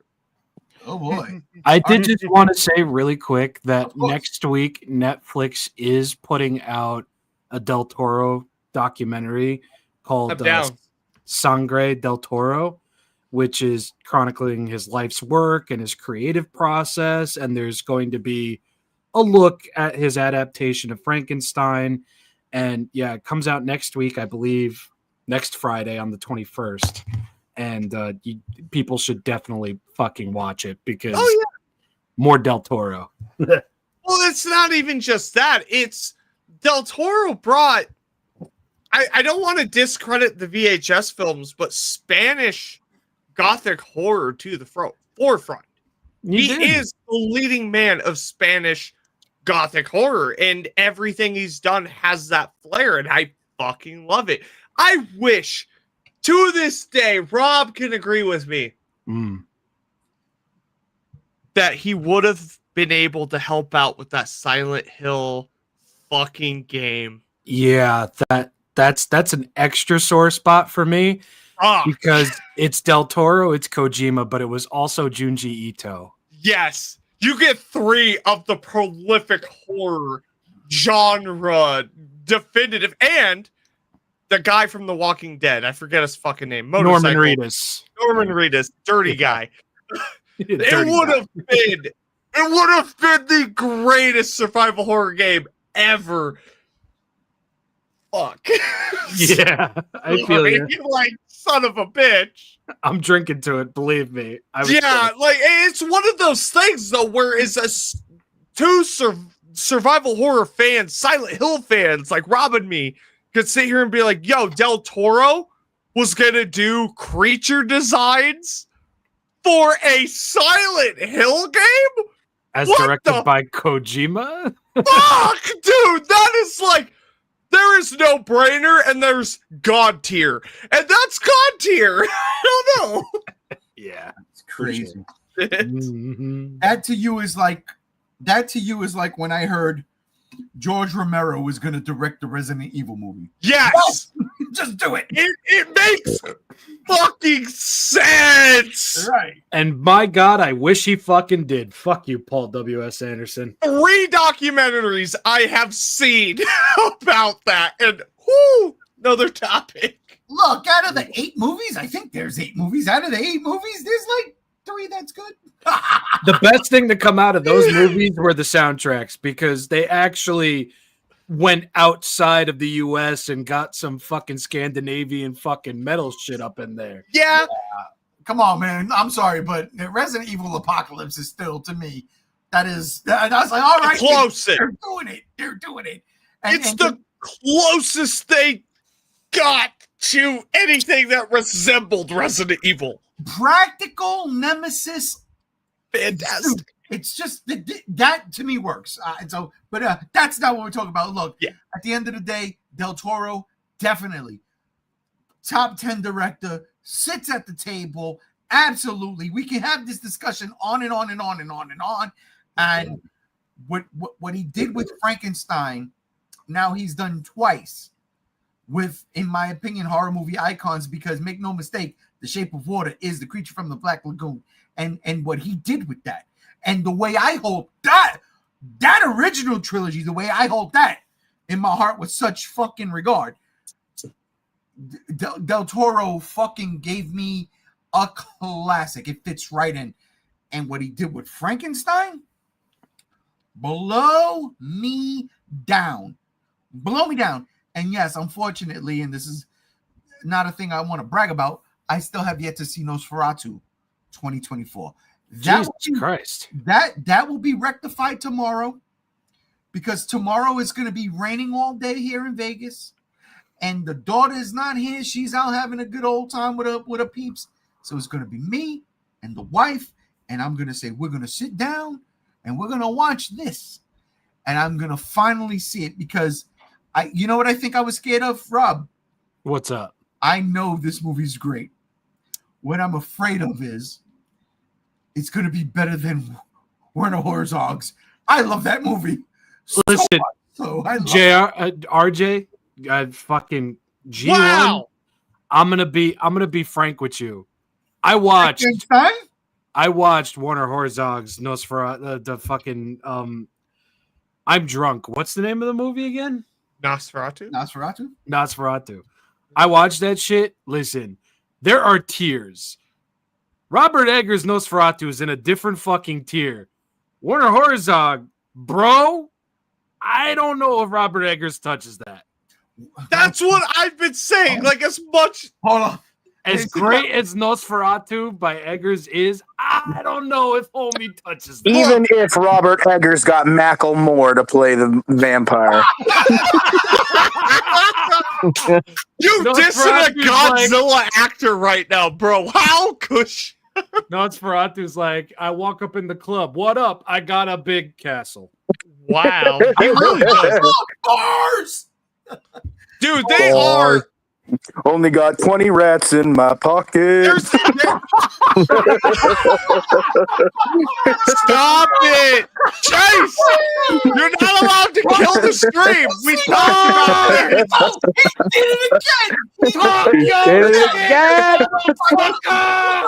You son of a bitch. This motherfucker, he does it. Chase, you need to get into ghostwriting, bro. Drake would pay you $1 million for something like that. No, but for real, I'll say they're two different beasts entirely, because the Werner Herzog to me is the definitive Nosferatu tale. It is. It's fantastic because dude went to real places and filmed random shit. That's just how he is. But that Robert Eggers, it's like, it is definitive gothic horror. Until I see Frankenstein, and I'll make that. I saw one of the greatest things mentioned on the internet the other day was we started 2025 with Nosferatu and we're ending it with Frankenstein, and I thought that was a really cool take. And next year we're ending it with werewolf. I'm excited. God damn it! All right, let's get into the comments so we can move on to the next. Yes. Fucking thing. All right, here we go. Oh my god. All right.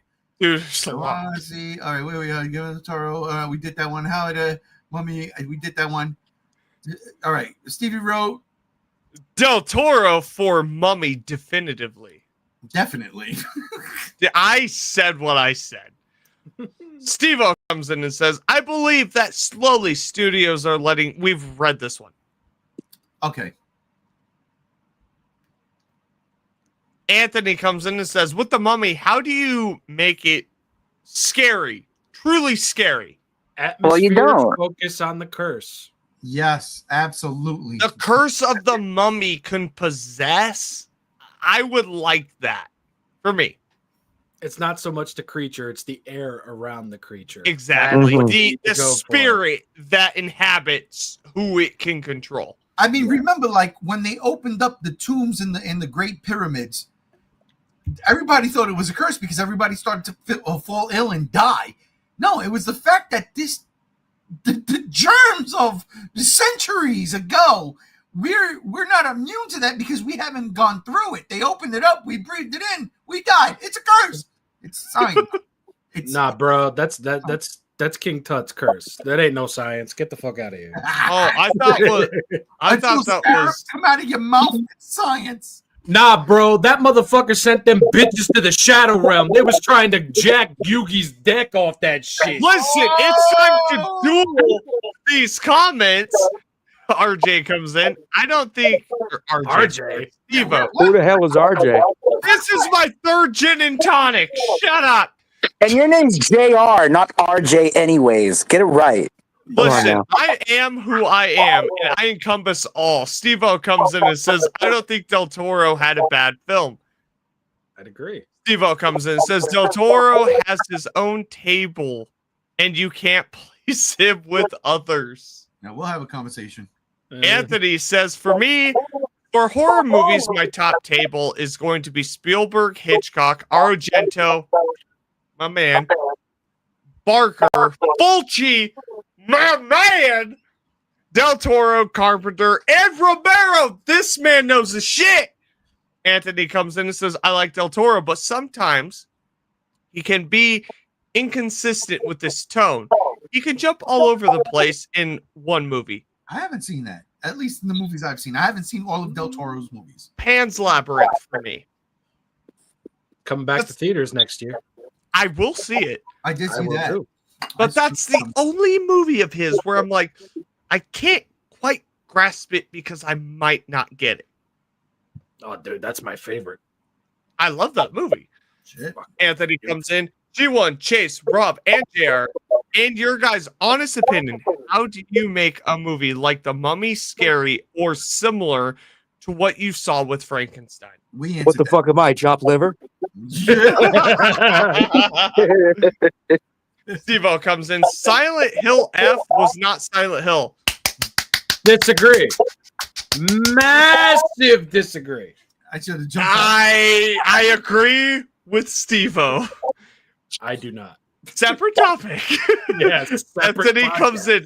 Question for all of you, actually. If they decided to do God of War as a feature-length film, who would be the perfect director for that? Nobody, because it's Nobody. You do not make God of War into a movie. You do not make God of War into a movie or a show. So exactly. The guy who directed Trick or Treat. Fuck out of here with that boy. Get Michael Dougherty, get the fuck out. Michael Dougherty. Michael Dougherty. Steve-O comes in. Anthony, I would say God of War should not be touched. Maybe as in animation. Yeah, if you were going to have a media for God of War aside from the video games, it would be like an animated film. You know what? I take that back. I have one director in mind. Oh, Jeff Fowler. What did he direct? Jeff Fowler made the Sonic movies. no. If he can make Sonic into a good movie, he can make any video game into a good movie. No. Different genres completely. They're both video games. Feel good, happy video game movie, and then we're getting God of fucking War Kratos. You should make that a point for next week's topic. Who could direct a good God of War live action or animated? I don't know. Maybe the guy that did Spartacus or 300. Zack Snyder? No. Zack Snyder? Zack Snyder didn't do Spartacus. Zack Snyder's gone. Get the fuck out of here. I thought Stephen DeKnight did Spartacus. No. No. We're talking I know about that You said 300, and 300 is Zack Snyder. And Spartacus, I don't know the director because that TV Just series because he is on sucked at making 5 seasons. superhero movies doesn't mean he would suck at making a God of War movie. the way that he treated the source I've got material for words. those comic book movies You are absolutely distant. means he is not fit to do God of War because You're he would spin it off and make Kratos a vegetarian, and then they would show him eating a salad in slow You're motion, right. and then he Then turns to the camera and says, "I don't like croutons." Then Robert Eggers would be good for God of War. I will not take this Spartacus bullshit. we'll move on. Fucking Storm Russo, Steve-O, Nosferatu. I was tearing. I have it on 4K Steelbook. Yo, Good for let's you. talk for real. Jealous. I have the 4K. I could not find the Steelbook. Neither could I. Fucking lucky bitch. Really? I just saw it on Amazon the other day. Yeah, it was actually on sale. Link in the chat. I'm about to double dip. Halloween, they had the Steelbook 4K on sale. I don't Link like how that. What are That you movie doing? sucked. Holding that to yourself. I didn't know. I thought you guys fucking traversed me. I thought you guys would have been on top of it. I bought it, I but it's work like, all day. I What are you only, talking about? I only bought it because it was the only thing available. I ain't got no Steelbook. Bruh. Well, if I see it, I'll send it your way. Please do. I will. Thank you. All right. Speaking of sending on its way. Like, are you going to get that steelbook of the G Kids Shin Godzilla? Bro, I already got the fucking collector's fuck off edition. You best bet your ass I'm getting that Steelbook. You kidding me? Right on. Well, Hell yes. speaking of getting something, Ah, yes. The Gabe Dude. Cube. Phil Spencer's bane in his side right now. yo, The entire gaming industry's bane. What are you talking about? Did real this quick, thing? real quick. Woo! We need to get Yeah, but Phil Spencer is really salty about it right now. If you've been paying attention to the Yeah, shit he he's been is. saying. Let me ask He's y'all a question. very salted. Let me ask y'all a question. What's up? Who's seen that trailer for that Michael Jackson biopic coming out? I have day one. I have not. So real quick, I saw this, and all I could think was that Michael Jackson biopic, and not even the Michael Jackson biopic. I just thought of Michael Jackson, and all I could hear was, "So you want to be starting something? You got to be starting something. So you want to be starting something? You got to be starting something." Are you guys singing the Ghostbusters theme song? What is I'll this kill shit? him. Oh, let him in the Oh my God! Who let him in here? Leave. I love you, brother. You're out. Hold up. Jamona, See? Why the fuck is Valve about to blow away the gaming industry? Because they can. Yeah, like literally because they can. All they need. Because they can. I mean, the fucking controller is a PC. What? Yeah, dude. This shit made no sense. I'm watching this shit. I'm like, wait, what? Now I'm not into the VR. I can't do it. Even though I'm gonna steal my daughter's VR so I can play Batman Arkham. The Valve with the handheld one that's been out for a while, right? Steam Yeah, Deck. Steam Deck. Steam Deck, been out for. But this Steam box, Gabe Cube. The Gabe Cube, yes. that is a Steam box. I don't want to hear it. The GameCube is the greatest fucking console. No, that's ever had. Gabe Cube. Like Gabriel. Not yet, yeah, like Gabe Newell Cube. The Gabe Cube. Yes. Well, this is why I keep them around because I don't pay attention to this shit. They do. Listen, Gabe Newell. X. Gabe Newell made a Borg cube and said, "You like PC gaming? Put it on your TV." Please, He's a man. please, yes, Resurrect, bro. yes. Oh, Okay. So I'm gonna ask this question. I'll start with you, Games, because you are ready to jump. mhm.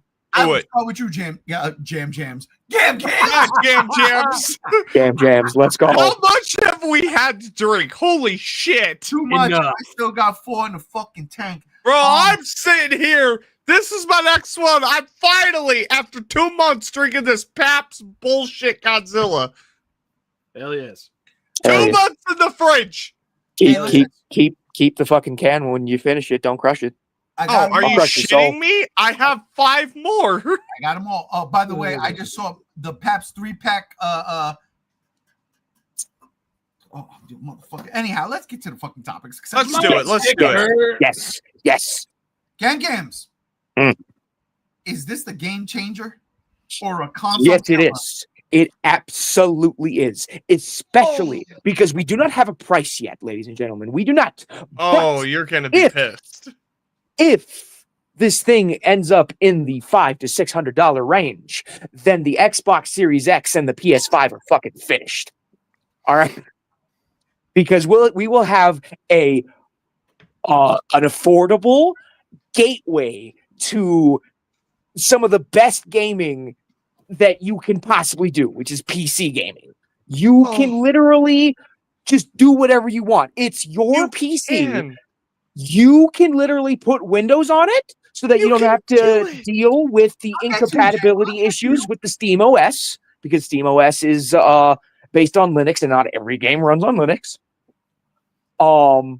You could turn it into a streaming box. You could turn it into a gaming box. You could do whatever you want with it.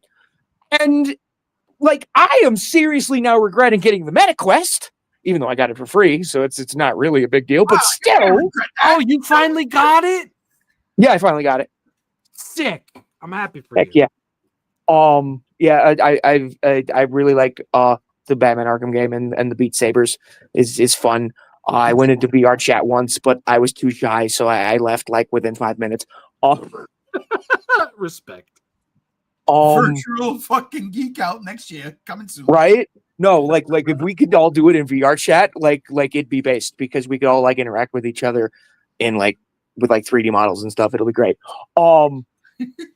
Anyways, this thing, it you don't even have to connect it to a computer, because it is a computer. Like, you could literally have a virtual screen and play non-VR games on this thing. Like, Valve has literally hit it out the park. I'm expecting the VR set to be a little more expensive because it is so self-sustaining. But everything is going to be like ecosysteming with each other. If you have a Steam Deck, if you have a Steam controller, the Steam machine, whatever the hell the VR set is called, I forget. The Valve Index? No, the frame. I think it's the new one, the Valve frame. Yeah, the Steam frame. Thank you. Sorry. They if you have all of them, then everything is enhanced through the Steam ecosystem, if you have it, if you will. It probably even more so than like the PS ecosystem with like the PSVR and all that shit. I've been waiting for something like this to come out. Like, I've been holding off on the Steam Deck, even though it's been going down in price, and it's been getting even better with like fucking jailbreaking things and getting emulators and stuff on there. It's fine. Talking about things that aren't legal on YouTube, it's fine. Better optimization. Better optimization. The Steam machine is going to be 4 times more powerful than the Steam Deck, which is, pretty much expected because it's a home console rather than a handheld. And it's gonna have native fucking 1080p 4K for some games. Like, it's going to literally replace my Xbox if it comes out at the $500 to $600 range. I'm just so excited, and every game company should be quaking in their boots right now.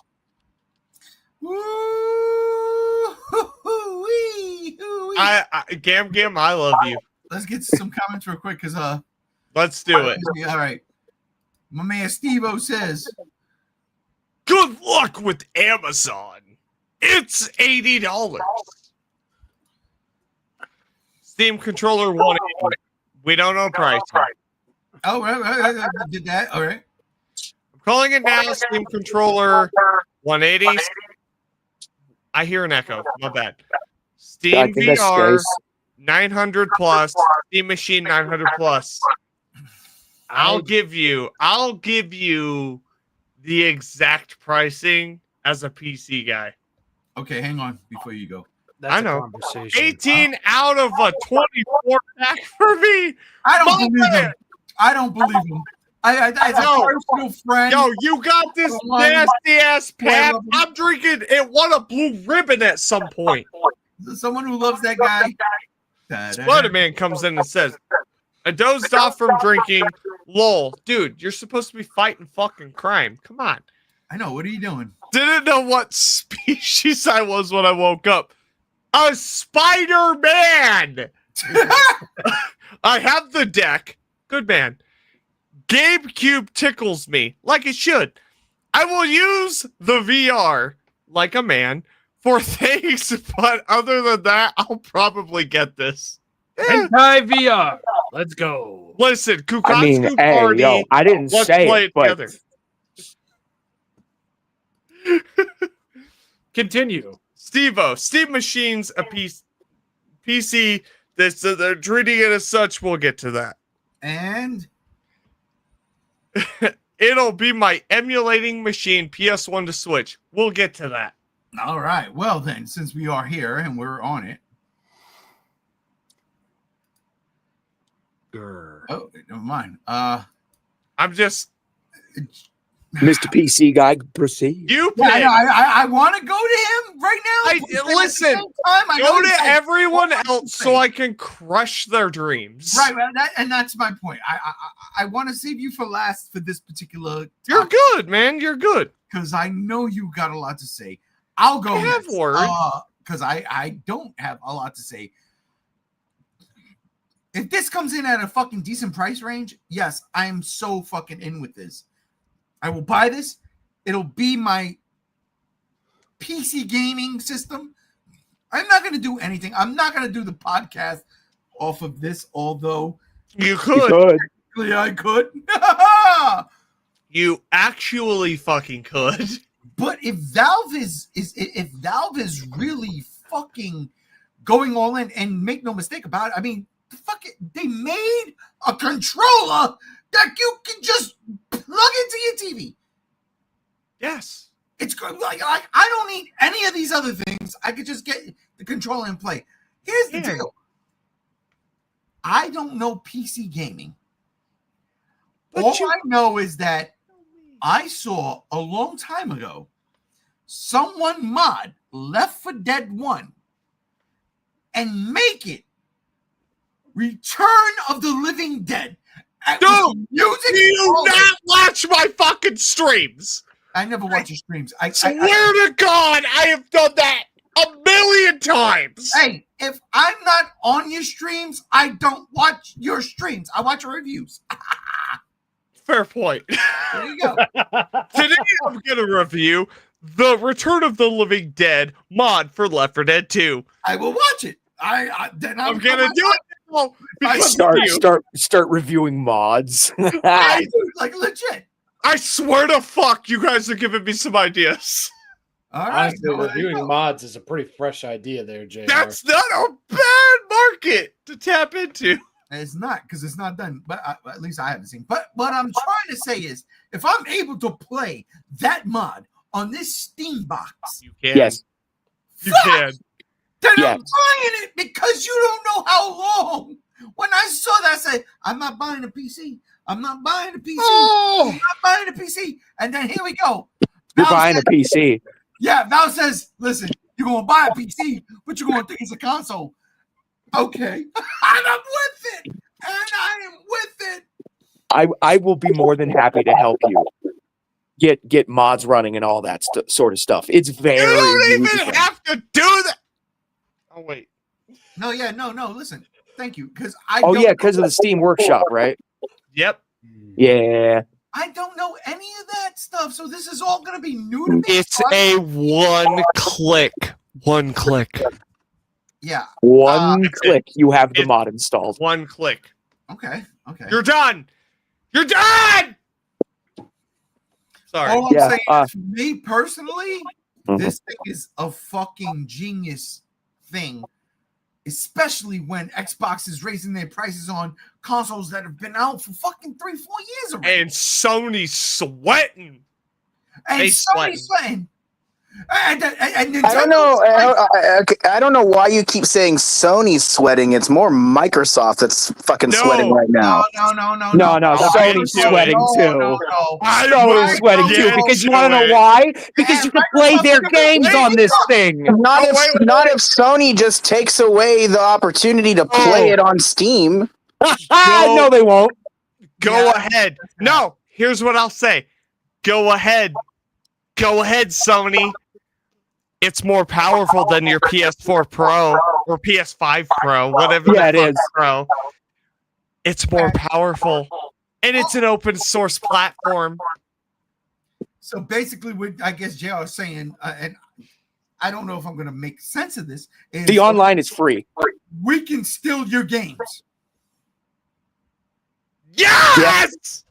So in that regard, yes, Sony should be sweating.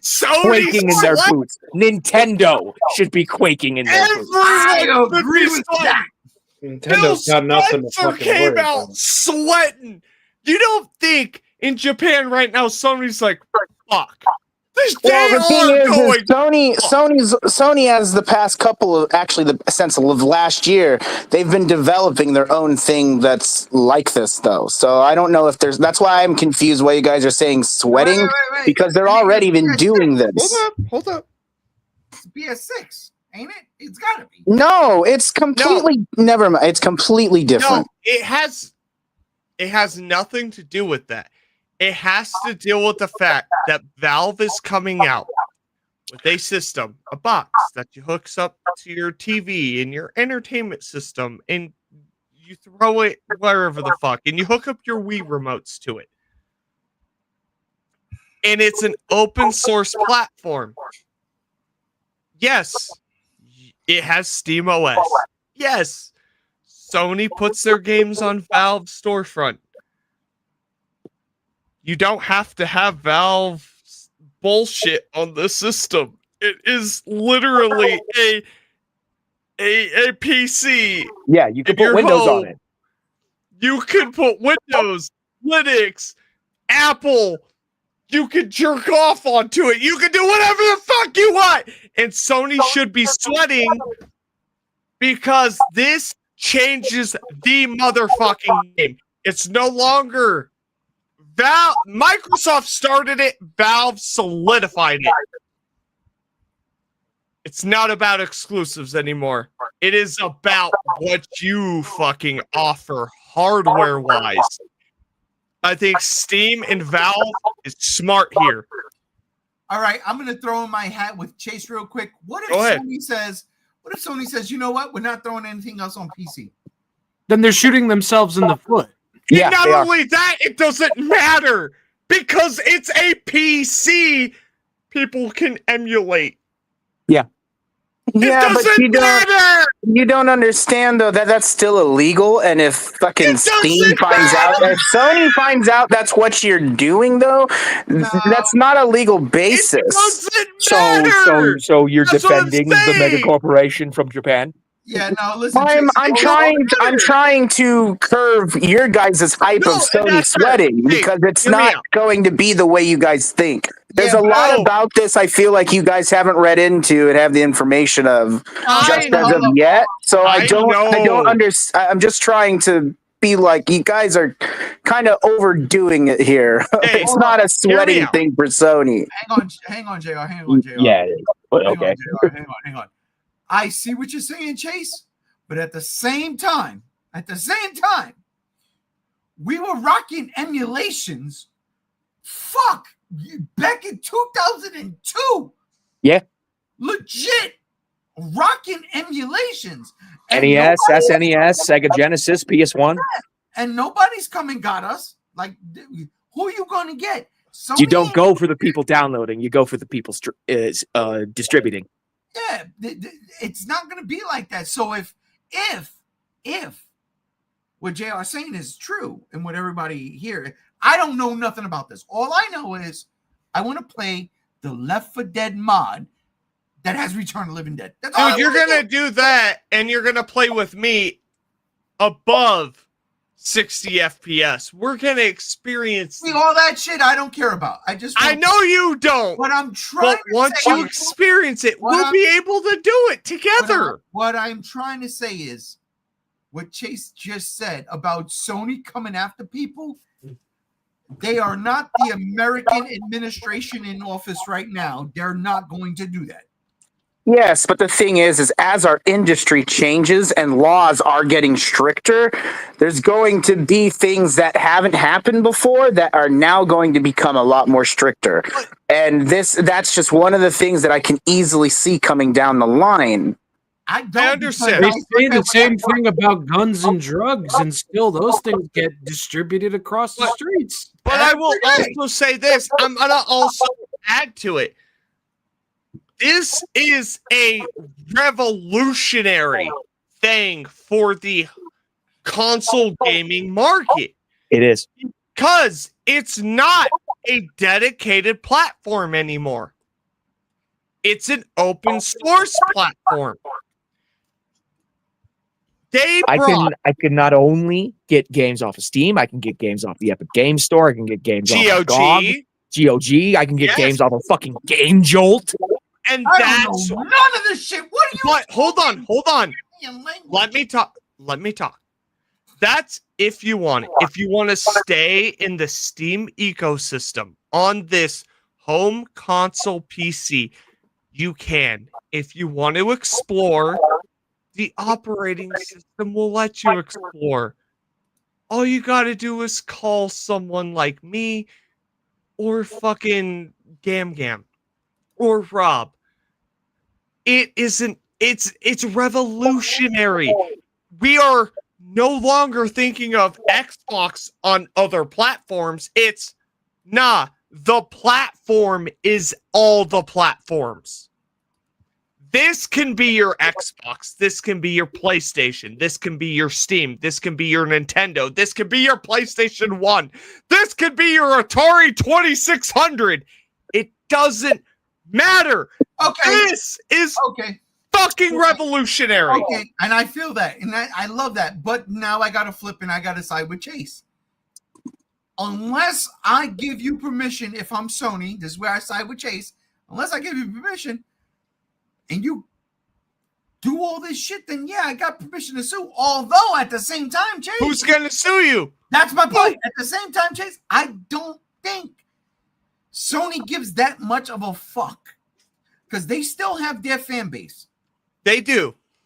I'm not saying that's not the case. I'm just saying that there are going to be a lot of, because if you think the industry as a whole isn't paying attention to this, there's going to be changes to make sure not everybody gets their cake and get to eat it too. Well, that's the thing. So don't expect it to just be a free-willing thing.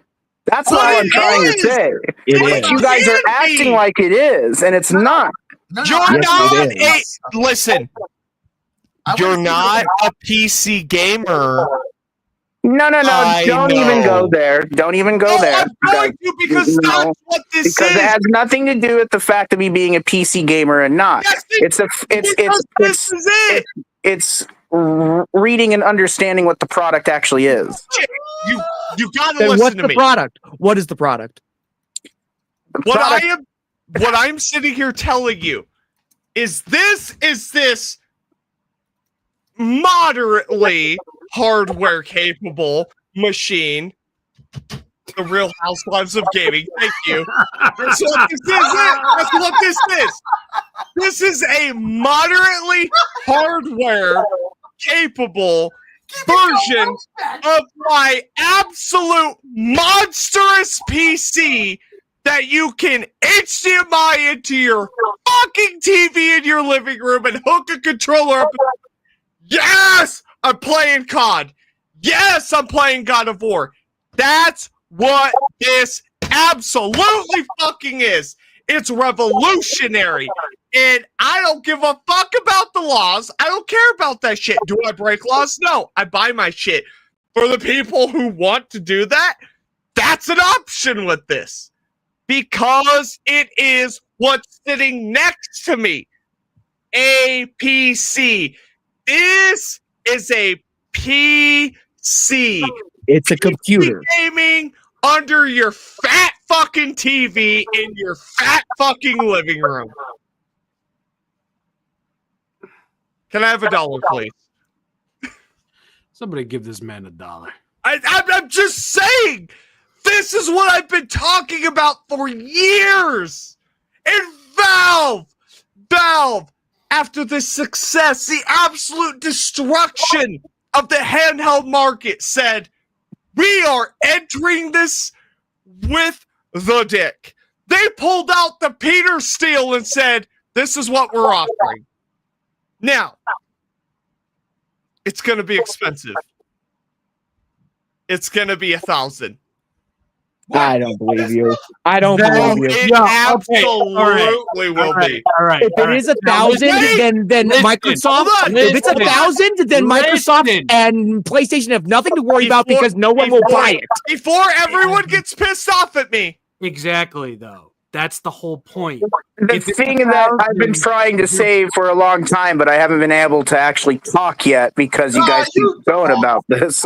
So, well, that's the main problem. If they price people out, nobody's got to worry about anything because no self-respecting person is going to drop $1,000 on this fucking thing just so they could play Microsoft, Sony, and Nintendo titles on it with emulation. That's but fair, hear me. JR. That's very fair, JR. I know it's fair, but hear me out. The reason they haven't priced it yet, and that's pure speculation off of the research that I've done, it's going to be $1,000. We don't know what's going to happen in 2026. This is supposed to drop March to April 2026. We don't know. We have no idea. Not getting into that bullshit here. We have no fucking clue. This can drop. If I tell you right now that this thing was $800 and it's more powerful, which it is, than the PS5 Pro, and it's an open source platform, which means it's not Sony, it's not Microsoft, it's Valve. You can go into Valve's ecosystem, or you can give someone a call and be like, hey, how do I put Windows on this shit so I can have whatever the fuck? That's your option. You can't sit here and tell me that at $800 with the open source platform, with the revolutionary controller, which it is, and the dude, you don't have to pay to play online. You don't have to pay for Game Pass.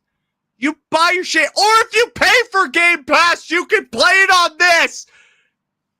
It's a PC. Hey, I just want to interject real quick. I want to say something real quick. I want to address everybody here on the cast, my cohorts, my co-hosts, who I love and I respect dearly. And of course, everybody in the comments, we'll get to y'all. But I want to just say something real quick since we're on the topic of video games. Okay, look, earlier today, there was a little bit of a digression, a discussion, disagreement with a certain shooter that just came out on Game Pass. Okay, that only Xbox owns, right? Like COD. Okay, Call of Duty. What Black Ops? Whatever 7, right? Yeah. There's a giant. You gotta fight a giant guy. All that shit. I just want to say something real quick to everybody out here, especially my brothers in arms. I played it. What's wrong with you? I played it, and let me tell you something. Everything y'all said, I'm sorry. I apologize. Hear me out. First level, first mission. Why the fuck am I hearing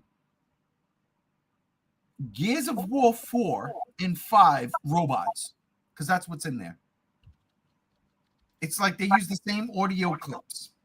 There was other things that I was like, wait a minute, that's not Call of Duty, that's from another game.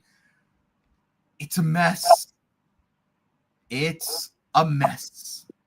I was having fun, but it's a mess.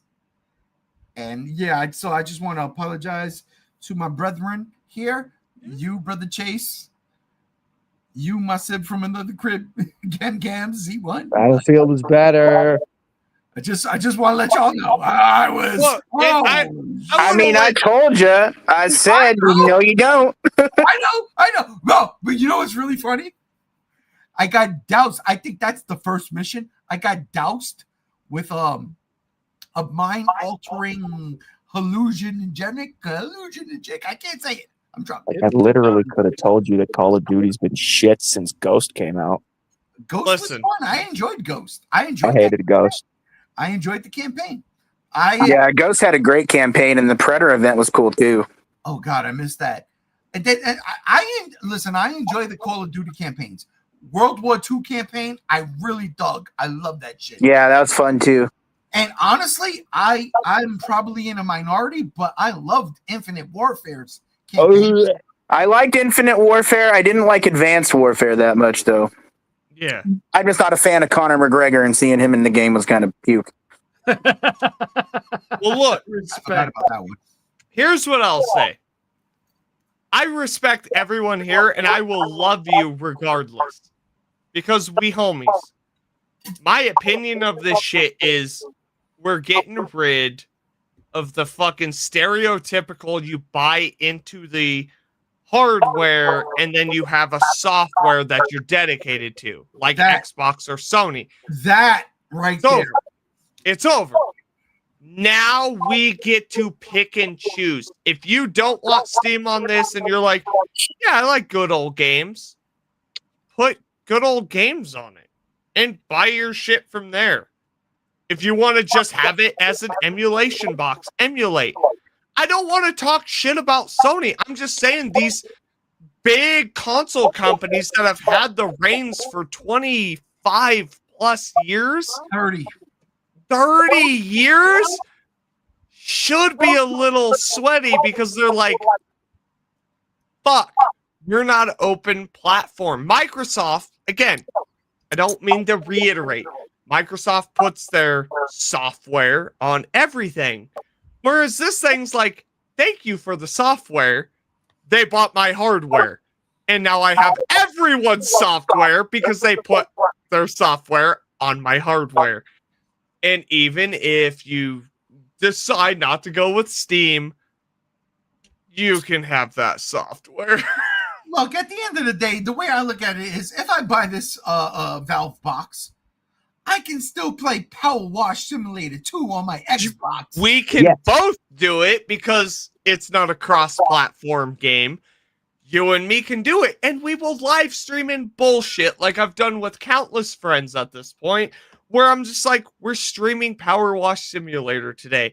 Let's just bullshit about our week. Let's talk about a topic. That is the beauty of this. I finally get y'all motherfuckers on my side, and you can do that with your shit. That was it. That's what I was going to say. See, that's the problem.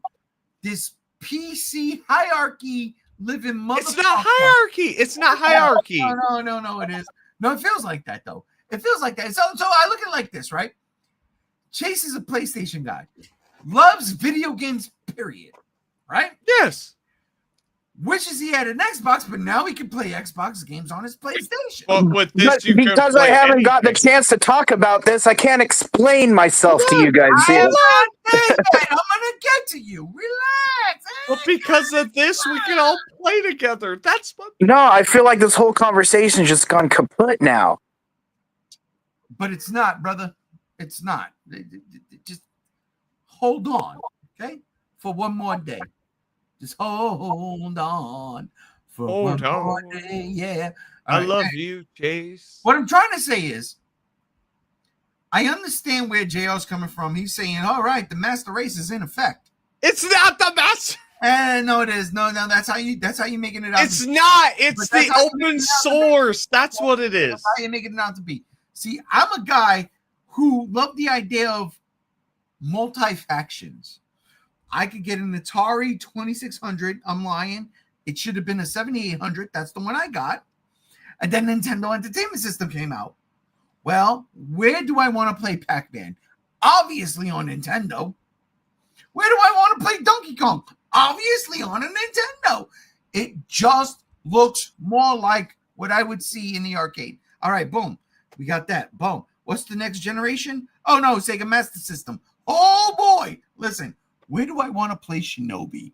On a Sega Master System. Period. Bam. Now we get into the 16-bit era. Atari ain't doing nothing.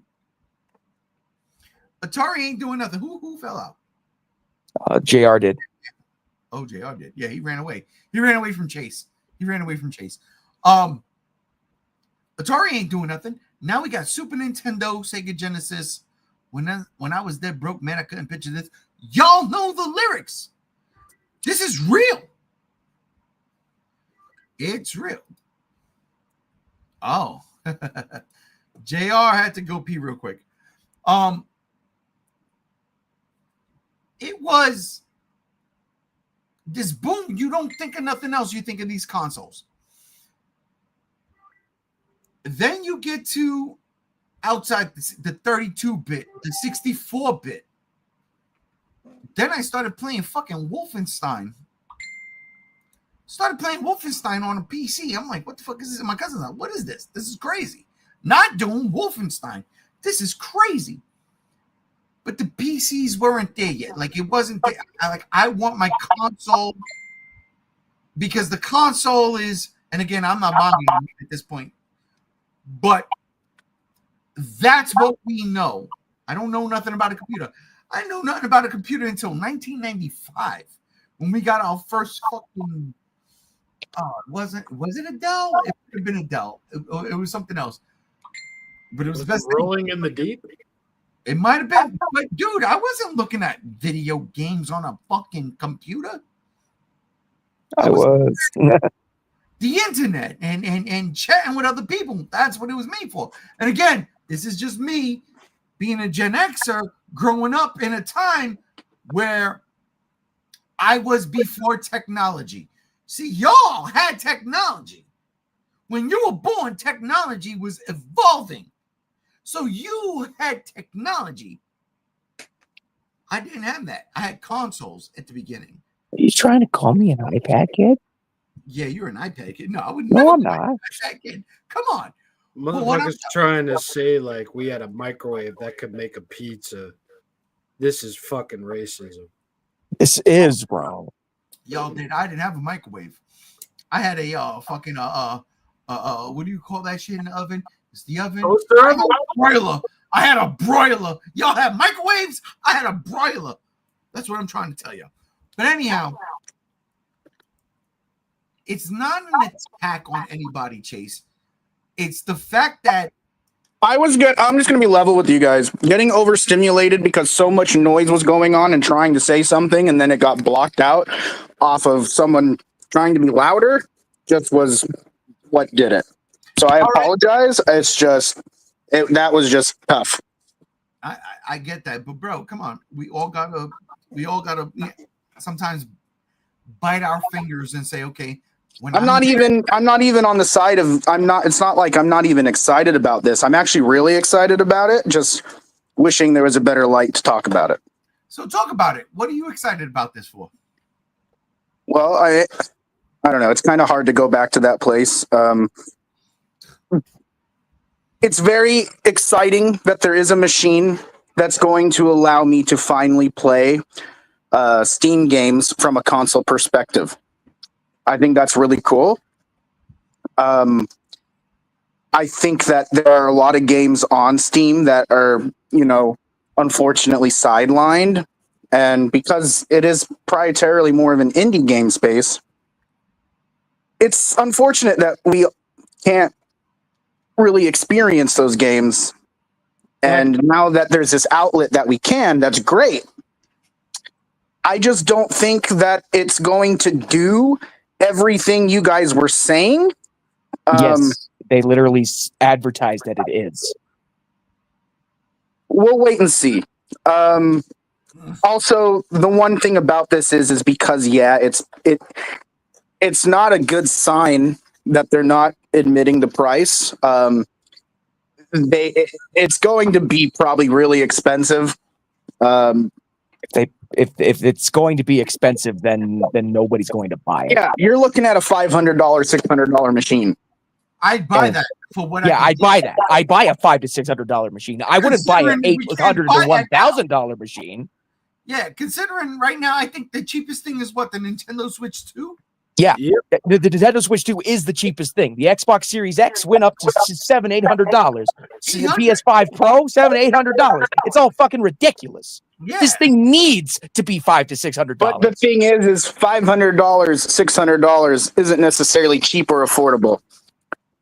It is to me. I work at a fucking fast food restaurant. No. For a new console, Yeah. it is. And for what it can do, if you can play PlayStation and Xbox games on this console, then yeah, I'd rather buy a fucking $500 or $600. But that's if you have the money to get it. No, I get that, but that's not the point we're trying to get at here.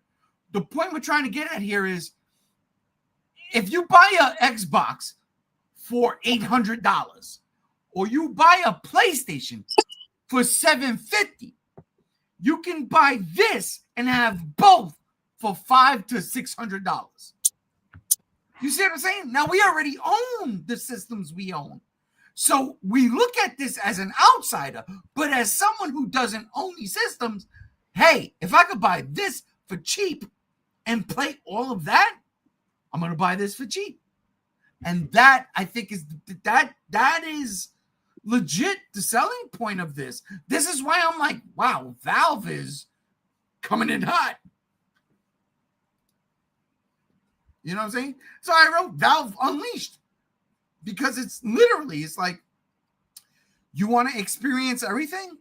We got you. Now, again, we don't know. No, literally part of their advertising was this is a PC. We are not here to tell you what you can do with your computer. And again, we don't know what the price points are. We don't. And that's a fair and valid point. So that's the other thing too, is why I also brought up the whole Phil Spencer thing. This is what Xbox has been wanting to do. They've been wanting to make a machine like this. Steam beat them to the point. Now, that's another thing to look at, because let's just say the Steam box, Steam machine, whatever you want to call it, is the same price as Xbox's next console. Their Xbox Cloud ship or whatever they call it. And you're dealt with two consoles that basically do the opposite of the same thing, which is kind of counterintuitive. Then do you stick with the Steam box, or do you go with Xbox, where it's going to give you your Game Pass, the ability to play Steam, and then also still has, maintenance done regularly and has a future plan and design that's more fruitful with its infrastructure? I'd stick with the Steam Cube. Yeah, because you could still do Game Pass on Steam. Yeah, you could do Game Pass on the Steam Cube. Like, my father doesn't have an Xbox, but he has a PC and he's playing Game Pass. He's like, there's such a thing as PC Game Pass. You can install Windows on this thing. Yeah, so he's playing the latest Sniper Elite. I think it's called Resistance. He was like, "Oh shit, I can play that." I'm like, "Yeah, just download that. Go for broke." And he was doing that. So in that regard, yeah, no, I'd rather a Steam box, because not only could I play all of that, right? If I subscribe to, the 30 or 40, whatever it is a month Game Pass, I could play all those games. Well, PC Game Pass is a separate subscription if you want it to be. Well, again, it's all about the accessibility of the box, right? Yeah. So yeah, if I can play, it doesn't matter what the price is. If I could get Xbox Game Pass on this system that is not an Xbox, then, and if it's cheaper, then why wouldn't I, right? Yeah. If I can get Gears of War E-Day on a system that's cheaper than the next PlayStation, why wouldn't I? Yeah. That's my point.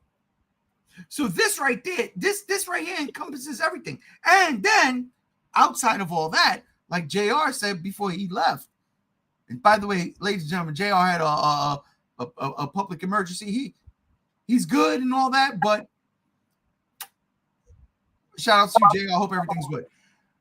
What JR was saying is, if you can do all that, pay for all that, but yet still emulate games, still get games and mod them and do what you want with them at the price this is, if it is at a certain price. Because again, we don't know what the actual price is, then why not go with it? That's why I'm like, holy shit, this thing right here, this might be the killer. Now again, is $600, $700 expensive? Yes. But that's what I paid for my PS5. Yeah. I paid more. I paid more for my Xbox Series X because I wanted the Halo Infinite Edition. I had to buy that shit off of fucking the Publishers Clearinghouse or whatever the fuck, whatever the fuck that shit is. That shit cost me $1,300. Listen, I'm telling you right now, way overpriced. But if this little box comes in way less than that, and I can do everything, I'm getting this little box. Hands down. It's a killer. Rob, what's your thoughts? Yeah. Well, I'm kind of in the same place as Chase to a certain extent because I'm a Nintendo head, or a Nintendrone, as the virgin losers call it. Wow, I'm salted tonight. Xbot, Sony Pony, Nintendrone. Yes. Yeah.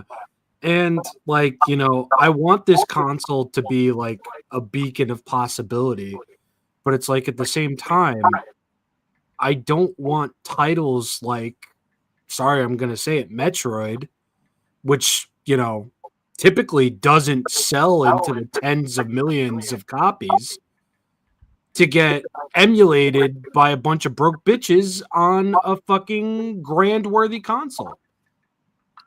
Because then that ruins it for me. And that could ruin it for other people. And I really don't care how you view this angle point. But it's like, yes, Nintendo is $1 billion company. Yes, they've been around for 150 plus years. But that doesn't detract from the fact that, there are franchises out there that take 10 plus, almost 2 decades to get a sequel to a prior game. And as much as, I'd love to buy a GameCube, I'd love to, emulate certain things, but I also want to physically support something. And I see this as both a plus and a minus. Because if my favorite franchise dies, other people's favorite franchises die too. And I don't want that. And if there is going to be a plausibility, a clause, the Santa Claus, Tim Allen, with this shit, then I would low-key kind of support it. Because I'm sorry, I don't care how you feel. I am not defending $1 billion company, but I want my lesser franchise to succeed. And I don't want it to be emulated.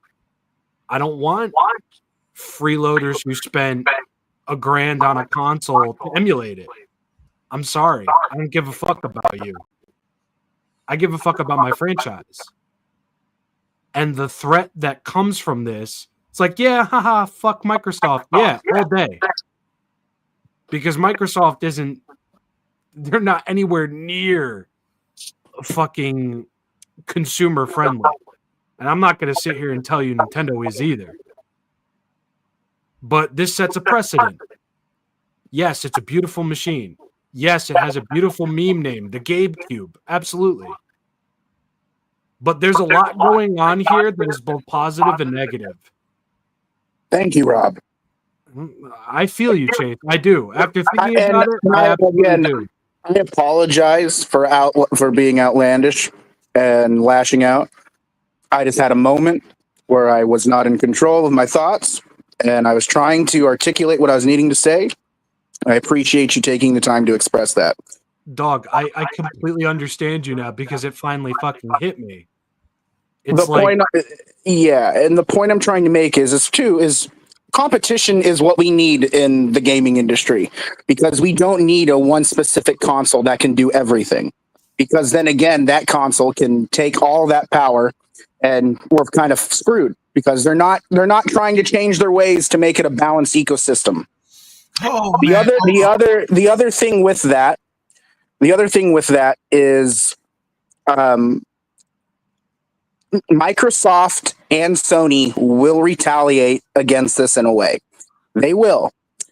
Whether it's with certain laws, fees, processors, whatever. I just think there's a lot about this machine that we're told, but at launch, this might be a different story. This console comes out very early 2026, like February at the latest, as far as I've been heard. So we'll see what happens. But I just think that there's some things about this that aren't fully understood yet. One of my concerns with it is the fact that, I have a device that lets me play Steam games and Xbox games and some PlayStation games. For one, I definitely can see companies taking those away to where we wouldn't be able to play them on Steam. That's definitely a possibility. You're going to tell me if Sony starts losing on God of War money because of the Steam machine, they're not going to change it to where they can go back to just PlayStation? Come on. Bro, but hold up. See, this is The other thing- No. That's the thing. They're going to be making money because people are going to be buying that game on the Steam queue. That's okay, allegedly, and we hope for that. But the other thing to this too is that, as a perspective of someone who wants to play Steam games, is there enough Steam games out there that warrant me wanting to get this over Xbox's machine, that I can still play Xbox games and then have Steam on the side? So hold up. This is where I got to push back a little bit, because when You see, all of the fucking Xbox games were coming out all of a sudden, like being dropped on Sony, dude, in the chat, you was like, "Yeah, look what's coming," and I'm sorry, all right, I get you, but now that there's a rift all of a sudden where this particular thing can take away from you. No, that's not it at all. That's completely not it at all. I understand where Chase is coming from. Thank you again, Rob. I understand where he's coming from. Here's where I'm kind of trying to read this, right? You're thinking of Steam as like this side thing, this child in the corner next to the big kids at the table. No, the fuck they're not. They have every single He's not looking at it like that. I'm not looking at that at all. I'm looking at it at which device, because the Xbox One's going to be coming. Which one is going to have the better value and the better appeal? You're going to still have different gamers.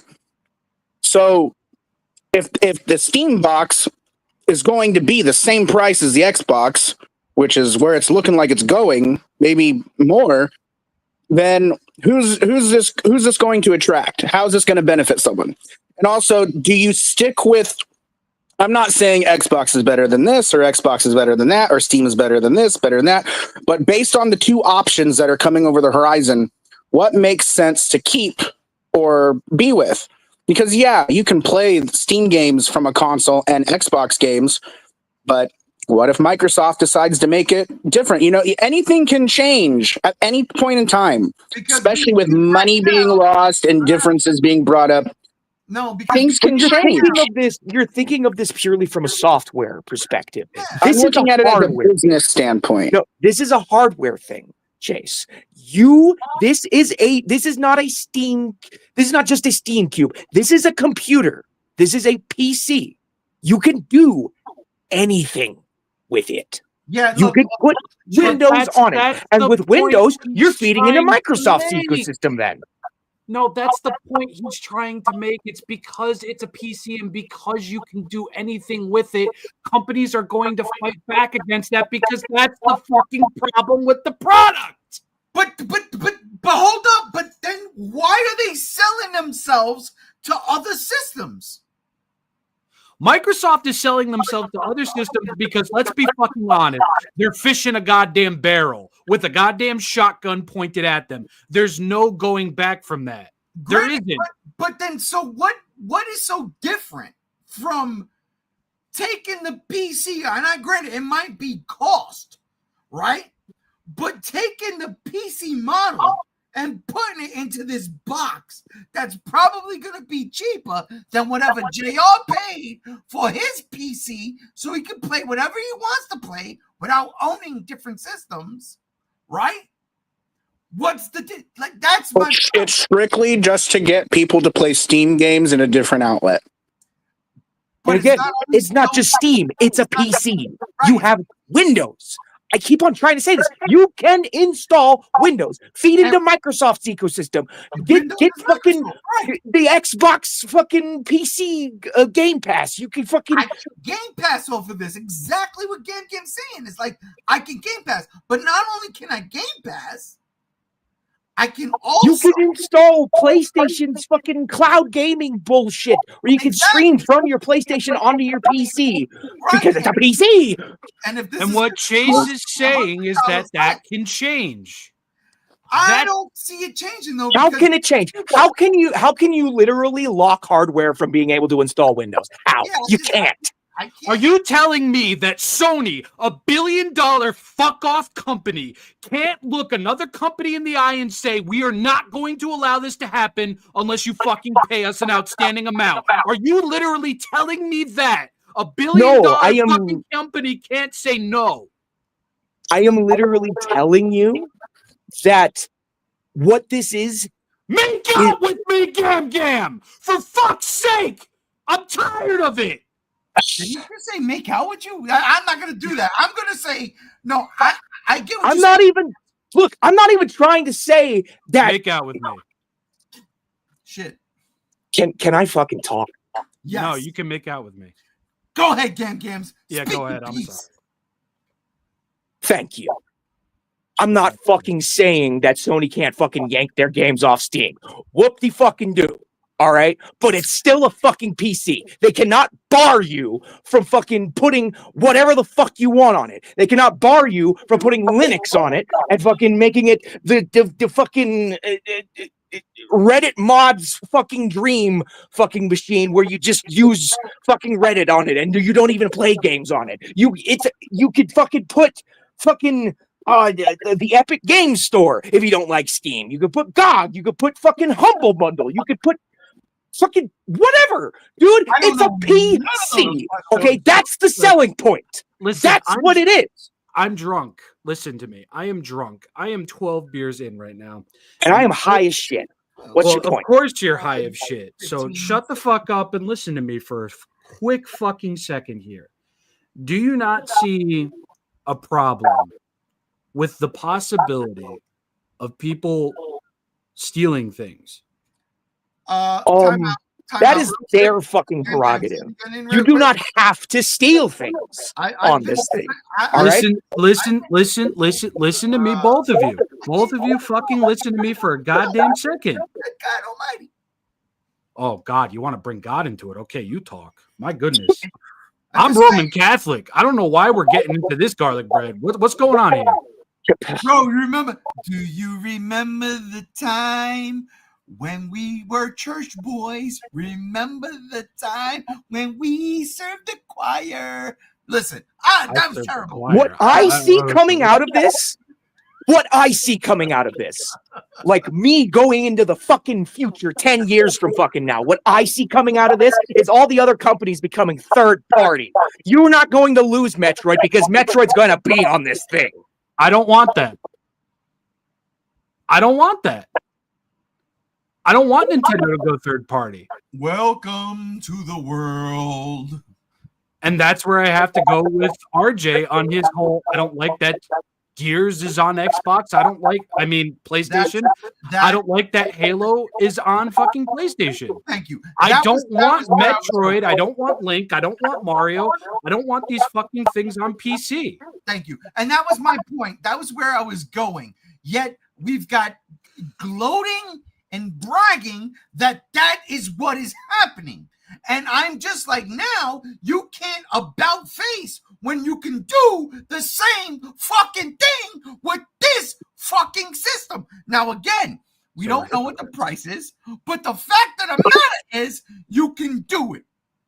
And it doesn't even matter what the price is because over time, it'll go down. Yeah, but over time also, the next system will be out. So we can't even use that as a basis. And what's that going to be? What precedent is that going to set? Exactly. But that's my whole point is I hate the fact that PlayStation now gets Gears of War and fucking Halo. I hate it. I hate the fact that Game Pass on Xbox can play Major League Baseball, the show. I hate it. I want exclusivity. Keep it exclusive. But keep we're not playing by those rules right now. Keep reasons to buying frivolous boxes, frivolous plastic cases come out, and that play games. Wants to come out and say, you know what? You can play everything right here, right now, at this price. Then what's to say people ain't going to do that? See, now it becomes again. Oh my God! What's the fucking word? Jesus Christ! Monopoly. Not a monopoly. When you're with one thing and not the other, and not Republican, Democrat. An affair. Oh, not an affair. But you're so like I'm an Xbox guy through and through, right? I love my fucking PlayStation. I love it. Every iteration, I love it. But I'm gonna play all of the multi-party games on an Xbox. My PlayStation is there for Spider-Man, for fucking Uncharted, for fucking God of War. You know what I'm saying? Like, that's what that's there for. And this thing will literally replace the Xbox as being your multi-party game system. And my fucking PlayStation. Exactly. That's my point.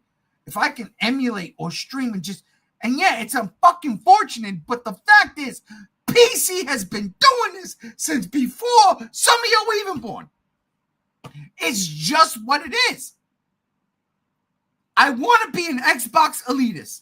The way some people want to be a PlayStation elitist, the way some people want to be a Nintendo elitist, the way some people wish Sega would come back and take over the fucking world. But I digress. That ain't going to happen. Sonic is just great in the movies. Hey, you Sonic Racing that. You haven't played a fantastic game. You haven't played a Sonic game since when? Don't bring my blue goat into this. Leave my goat out of this. Alone. It was Sonic CD. Exactly. You haven't played a Sonic Adventure. You haven't played Sonic Unleashed. You haven't played Sonic Generate. Get the fuck out of here. That's not true. I own Sonic Adventure 2 on the Dreamcast. Have you played it? Yeah, I played it. I didn't get it because I was like, whoa, what is this?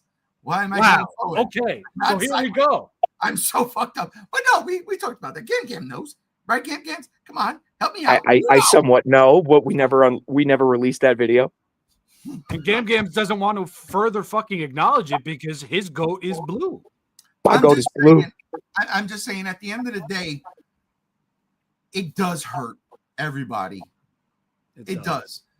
Technically, all three of my goats are blue. I like the idea of console world wars. I really do. I do. I can't lie. I like the idea of getting exclusives here and exclusives there, because then it's like, yo, which one do I like more? Which one am I going to buy? But this thing right here, there's no option. You buy this thing, especially if it's cheap. If it's cheaper than the current console generation, then I'm going to get this because I can play whatever I want on it, whether it's from Sony or Microsoft, which is giving shit away for free right now, and even Nintendo. The conversation falls apart when you're priced out of it, though. No, and absolutely it does. If this thing is $1,000, it's dead in the water. 1,000%. 1,000%. And that's the struggle of it all, though.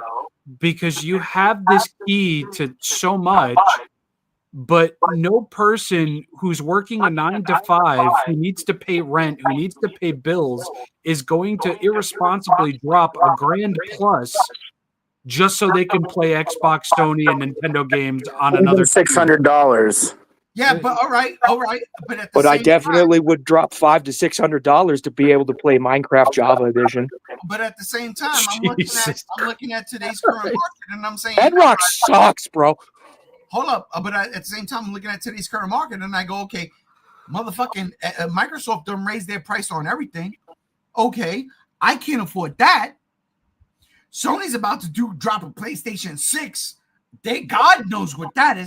The only fucking thing is a Nintendo at $500, a Switch 2. That's another aspect of it all too.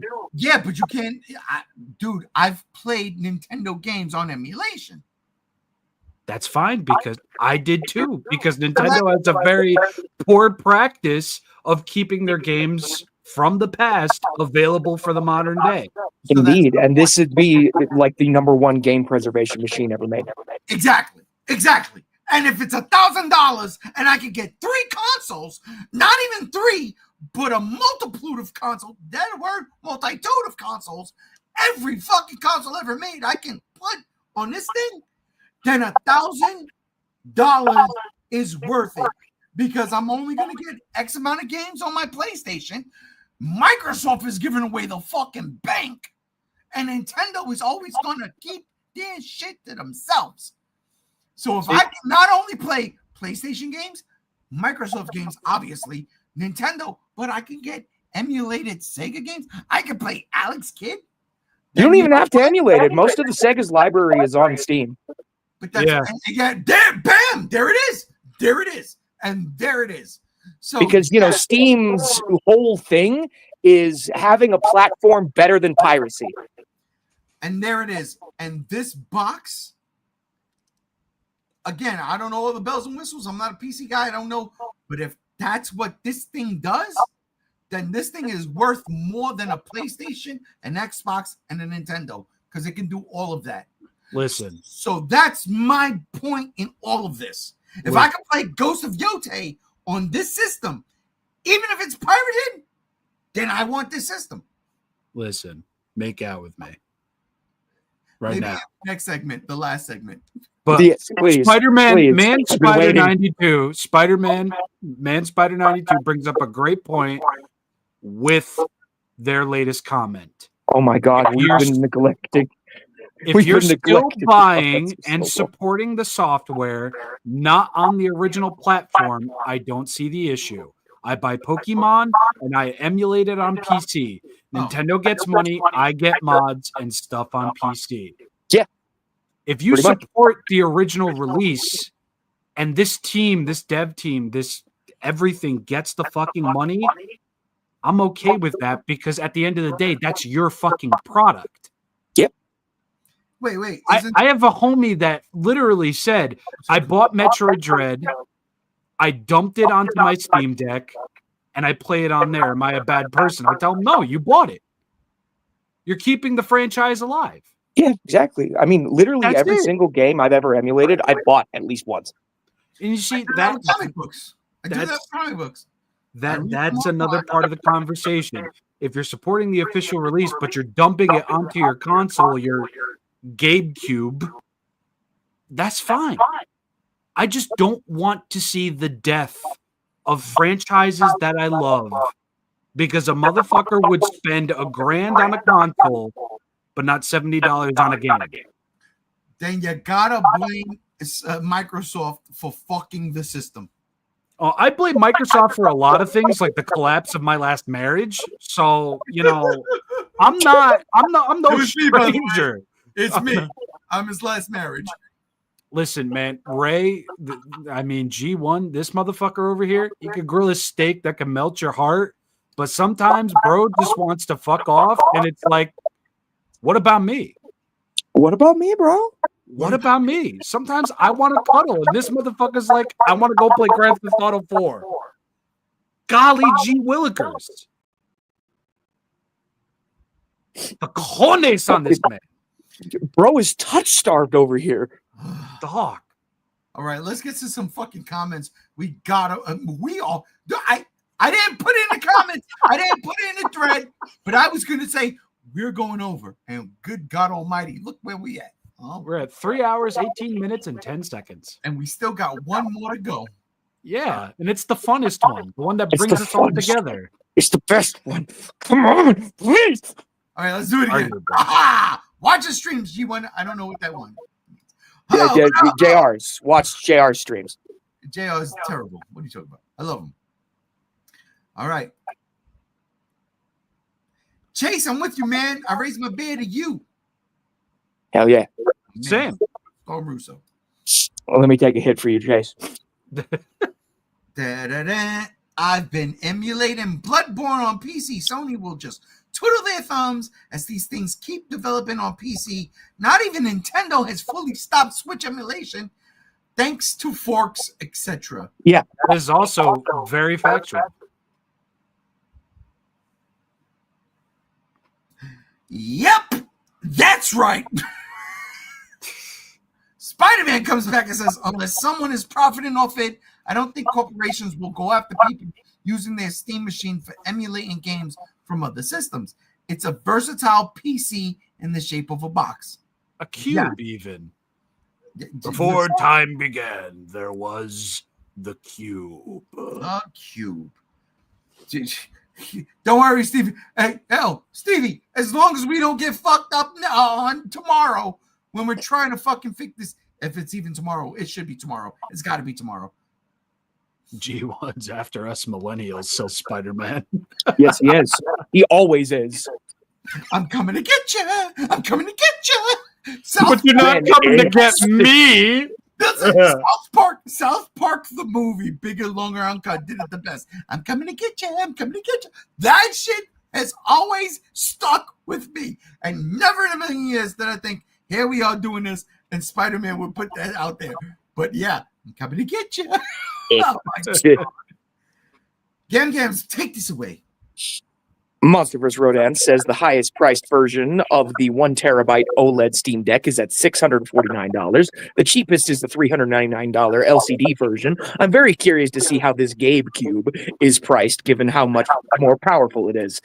That is the thing. The 1 terabyte OLED Steam Deck is indeed $649, which could hurt my argument for the home console being $500 to $600. Because that's a handheld console and is clearly still less powerful than the home console. So maybe JR might be right with the whole $1,000 thing, and I guess I'm gonna have to go to Rent-A-Center. Yeah, that's terrible. Oh, look who's here! Alexander says, bro, I just woke up. What's going on? Arguing about video games. But we still love each other. Yeah, that's true. Nintendo's doing that right now, and it is biting them slowly, but it is biting them. I don't see where it's biting them. They have the fastest selling console of all time. That's true. That is true. The Switch 2 is still the fastest That's selling console. ridiculous. Fucking ridiculous. It is. Oh, Monsterverse Rodan says companies don't care what consumers want. Fans didn't want Spider-Man and God of War on PC, but Sony wants money, and they sell it to Steam. They put a lot of their first parties on there. Yes, they do, because they like money. And Besides Bloodborne for some reason. Besides Bloodborne for some fucking reason. Why? Yeah, really, why? This is such shit. It's just the one motherfucking FromSoft game that you can't natively play on PC. It's so stupid. You know why? You know why? They're saving it for the PS6. Mark my fucking words. Probably. Wait. PS6 reveal, Bloodborne. Either 2 or fucking 4K go fuck your mother edition. I'm calling it. Yeah. All right. Absolutely. I'll do this one. I'll okay. do this one. Why you mad? And I'll do this one too. CD's nuts, G1. See why you ain't on the fucking podcast no more, Alex. Ooh, got kicked off. Fuck out of here, bro. suck a dick, bitch. Jesus Christ, I relax. don't give a fuck. Unsubscribe. But He is drunk you ain't right gonna now. fuck with me and try to get away on me, bitch. I own you. Period. Jesus Christ, man. That's right. I don't care. God damn. I don't care. Jesus, he's Don't try to come ruthless. at me. He's out for See blood. these nuts, G1. How about you see this asshole, bitch? So sad that Steve Jobs died of ligma. Who the hell is Steve Jobs? Ligma balls. Oh. Spider-Man says, if you're still buying and supporting the software, then that's not on the original platform. I don't see the issue. Oh, Rob already said this one. We already talked about it. Oh yeah, we did. We did this one I first. did, and I agree. As long as you support Absolutely. the official release. And then what What I do, LOL. let me rephrase. CD's nut. You told G1 to look at your nuts. And Yeah. especially over here, from those who were born in the tri-state area, that is a threat. That's a threat. That's unsoliciting showing your butthole. Exactly. But for some Ain't of nobody us want to see that here, goatee. some people want to see butthole. And there's nothing wrong with that. It's all about consent, though. It's all about consent. Bro is 15 beers All deep. about consent there, Bowser. Come on. Come on. That's why his eyes are wide open. Bowser is just an insect. That's all Yeah, he is. like that's he literally is in the movie verse. It's kind of funny. It is. But speaking of turtles, Yeah, no, let's do it. It's time. Yeah. It's time. speaking of turtles, It's time, ladies and gentlemen. Oh, Giga Smash! Giga Smash! I can't believe it! Oh my god! Giga Smash! Are you dude. no. Oh, yes. Please. Oh, Let's go! That almost sounded like Gamera's roar. No, little wait, bit. Chase. Was it cameras or was it Girons? oh, fucking A. We'll get into that too. Or was it the Stock Noise Library, 1976? Find out We'll, next we'll get into that in a minute here. Yeah. But yes, yes. I Mhm. want to start with you last Okay. because I know what your feelings are for this particular version of Giga Smash. So, Smash. brother Chase, Yeah. Sorry, I was swallowing a pib. yo, Mr. Pibb, Dr. Mr. Pibb? Mr. Pibb. Mr. Hell Pibb. yes. They redesigned their cans. I'll show you a picture in chat later, but Yes, Sure. they fucking did, and they're putting it all over the place. But brother Chase, Better than I want to start with you after. Before I start with brother Gam. So that means, brother Rob, Shin Rob Jira, you're going first. Oh, really? Me? Yeah, Gigabash, X Gamera, the fucking crossover that's taking the world by storm. Hell Please, by all means, what does it mean to you? Well, even though I am mixed on Gigabash as a game, I still cannot deny the absolute moment that we have here for us to own digitally and hopefully soon at the end of its lifespan physically. We have Ultraman, we have Godzilla, we have Gamera, and we have an assortment of very beautiful and creative kaiju monsters all in the same game. This is a momentous moment. It's technically the first time that it happened in an actual game and not a payment trap. Fucking whatever the fuck the mobile game's called. I forgot. Battle line. Oh yeah, Godzilla, stop talking on the line. I'm trying to download 68 gigabytes of porn. So, of Katsura. yeah. Oh. So let's just be honest here. We knew from the moment that the first trailer came out that this was going to be Gamera. The hype has been building ever since then. And when the official reveal came out earlier today that it's Gamera and Giron from Gamera Rebirth, I couldn't think of a better, not only iteration of the two characters, but just a better IP to just drop into Gigabash, because Some people are like, Pacific Rim. It's like, nah, this is GAMERA. This is GAMERA. It's gonna be GAMERA. Stop it. Stop fooling yourself. Stop lying to yourself. And I think that's important. And I know a lot of people are like, GAMERA doesn't need to come back. GAMERA, it's forced. Like, you have nothing to say. Blah blah blah blah. It's like, listen, shut the fuck up.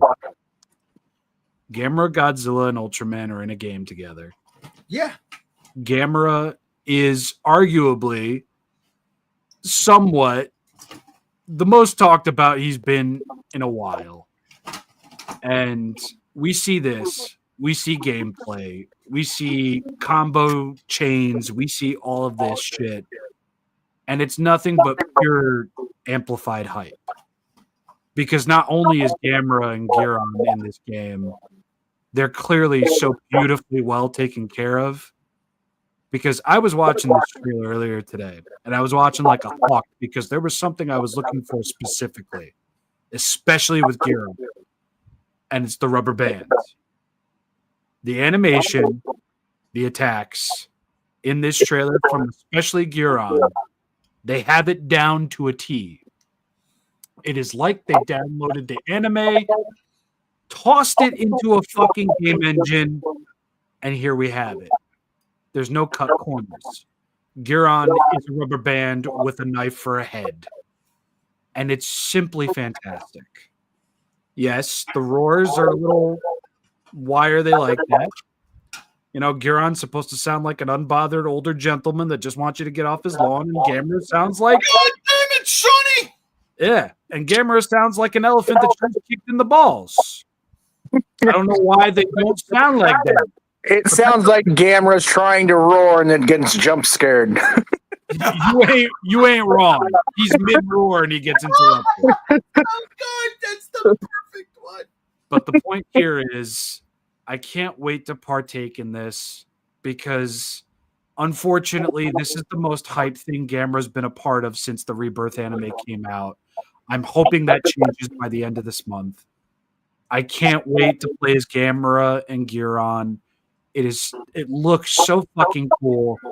And I think if there's any precedent here that it hasn't been clear enough already, the GIGABASH team are Toku fans. They're kaiju fans. And you can see that especially very loudly in this trailer because of how well they interpreted GAMERA and Giron into their game. And to that, I tip my hat. I would salute and take a sip if I had any more beer left. I love it. I can't wait for GAMERA to buy it. I mean, Game to buy it. So I can mooch off of him like the piece of shit I am. Oh, I mean, we've been kind of going back and forth with the GIGABASH DLC. You bought a couple, I bought a couple. All right. well, real quick, since Rob is out, here's my last one. Thank you, and salute my brother. Yeah, no, I didn't even want to get this far, but here we are. It's okay. Make out with me. You keep saying that shit. It's like some fucking hypnosis or some bullshit. I go to Jersey, next thing you know, I see you. Next thing you know, our tongues in each other's mouth. No. Listen, G1. I'm Italian. You literally have to greet each other by kissing each other on the cheek. It's factual. It's true. It's factual. And we do too. You got to kiss each other on the cheek. It's a cultural thing, and we have to abide. All right, I'll kiss you on the cheek. I'll kiss you on both cheeks. You know what I'm saying? And Absolutely. All four of them. Lick my chin, but that's as far as that goes. Don't tempt me. I will.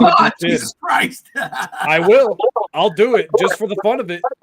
I am the king of gay chicken. Nobody can beat me. I don't care. You think I'm gonna stop, but I'll slip your tongue. I'll play with your tonsils, bro. You know when the doctor performs a physical on you and he grabs his balls? That's my tongue with your tonsils, bro. Oh my God. Hey, yo. See? I don't care. I'll do it. Rob Unleashed, ladies and gentlemen. Could we get a Godzilla Unleashed fucking remaster, please, somewhere down the line? Listen. Save We don't have enough time to talk about what Atari's been doing to people. Okay, but no, I digress. Gams, I'm not coming to you next. I'm saving you for last. I know you saved me for life. Yeah. No, I'm gonna put my 2 cents in here before I go to Brother Chase. So this comes out November 20th. Yeah, That's 6 days from around now. the corner. It's right around the corner, okay? Call of Duty Black Ops 7 is dropped already. You can play that on cloud streaming. You don't even have to download the shit. It's great. I digress. That's not true. I want to say this is what drives me up the wall, and I love it. See this image? The fact that I could totally kick everybody's ass with Ultraman is a godsend. And yeah, I see you, Godzilla. I see you, my favorite Godzilla, right there. And that Gamera right in the middle is fucking dope. And look at the little baby fucking monster from Ultraman Rising. Oh, he's so cute. Emmy, she's so cute. Oh, I love that fucking movie. What a great movie, by the way. Absolutely. Perfect. It was a movie of last year. And Gam was right. It should have been nominated for an Academy Award. It should have been. Absolutely. But the fact that we got Gamera, like Gigabash is literally Smash Brothers. That's why. Yeah, it's Kaiju Smash Bros. Now. Yeah, it's Giga Smash. Everybody has okayed it is unbelievable, and that Well, with the caveat that you can't get the Ultraman DLC in Japan or China. Why? What? Yeah, you cannot get the Ultraman Is DLC it in a Japan or China. licensing thing? It's a licensing thing, yeah. That sounds dumb. Wait. So you telling me you can't NordVPN that shit, turn it to your phone, and then get it? I mean, I bet you that's how some Japanese players got them. Okay. Because that's crazy. Ultraman, what? Yeah. Oh, that's disappointing and depressing. I'm gonna go watch Ultraman next as soon as we're done with this. Valid and fair. Valid and fair. But oh my god. Continue though. There are some comments. Oh my god. Spider-Man, take it easy. MJ. Good God Almighty. I digress. Show the comment. Not yet. There's a couple before. Damn. The fact is, this game is, I mean, it's got to be a wet dream for fucking kaiju fans, right? Right, Chase? Like, it got everything. We got Godzilla, we got Gamera, we got Ultraman, we got original kaiju. But the fact that we can fight each other in this as different kaiju, this is the multiverse, not on screen, but in fucking video game form. What's your take? I'm glad that this is the first time I'm going to be able to play as Gamera in a video game. I've been supporting Gigabash with the releases of like King Ghidorah and the Toho monsters, and I'm gonna get Gamera when it comes out. At what point though does the game innovate and add more than just monsters? And that's my biggest thing with Gigabash is my thing is I'll be excited for Gamera about maybe for a week, and then I'll just get bored because I would really like to see more game modes that allow me to be a solo player. And I'm not a multiplayer guy. I really don't like playing games and having other people with me, unless it's something like Horde mode, like from Gears of War. So, like, it's Gigabash is a tough sell with me because I would like the whole destroy all monsters, save the earth treatment, where I can load in an environment and just destroy it for how long I want and do what I want without without having to either have another kaiju or a multiplayer aspect. But with that being said, I think it's really cool that we're getting GAMERA. I think GAMERA is a perfect choice for this game. And I just really would like to see GAMERA get some wins, because GAMERA is special to me. Maybe not as much as Godzilla is, but GAMERA is still special to me. GAMERA is still a creature that was a monster that was shown to me by my father. So I like it when GAMERA gets wins. I like it when GAMERA gets into the media outlet, and I appreciate that Toho has been allowing GAMERA to share that with Godzilla lately. I do like the Battle Line mobile game. It's fun. It kills time if I need time killed. And I love that GAMERA. Lots of GAMERAs are actually in that game. And lots of GAMERA kaiju. And, it's fun being able to play those. And, with GIGABASH, it's going to be fun having your buddies and all that. And it's just a cool concept. But yeah, I just... personal differences aside, it's cool. I think it's really great being able to be GAMERA in a video game outlet like this. I think that's great. I just would like to have a destruction mode, be in Godzilla, get to destroy a city on my own or whatever, how it is. But yeah, I really like the idea of this, and I really would like to see this game grow and become bigger. With that being said, though, Atari did kind of give a little cheeky wink the other day about a Godzilla video game being mentioned. Nobody knows what it means, but maybe we'll see something with that. But in the lines of GIGABASH, though, like if we're not getting Atari bringing games back, or Toho wanting to remaster or remake the games, at least GIGABASH is an outlet for now. But then we can talk about what happens after if Toho does do that with like a Save the Earth or a new kaiju fighter type game. But focusing just on GIGABASH, I think it's a really cool concept, having GAMERA and Gurion. And I would like to see other kaiju. I would love to see 98 pop in GIGABASH. I think that would be cool.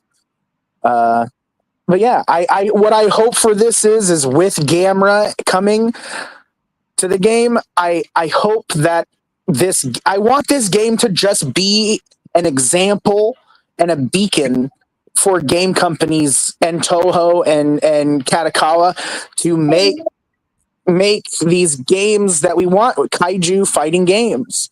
I just want that to be kind of what the precipice goes with this, is like, even if I don't have the most positive feeling of GIGABASH and this going forward, not that I have an issue with this going forward, but with my differences aside, I just want this to be hey, this is something that people are actually really interested in.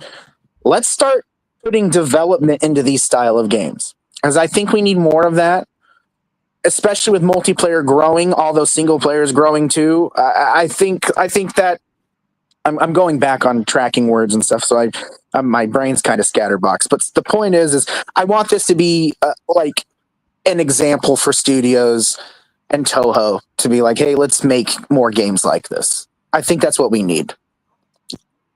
No, I hear that. Rob, I'm coming to you next. Huh. But he already talked about it. What? He already talked about it. No, I got another question. Oh. Easy.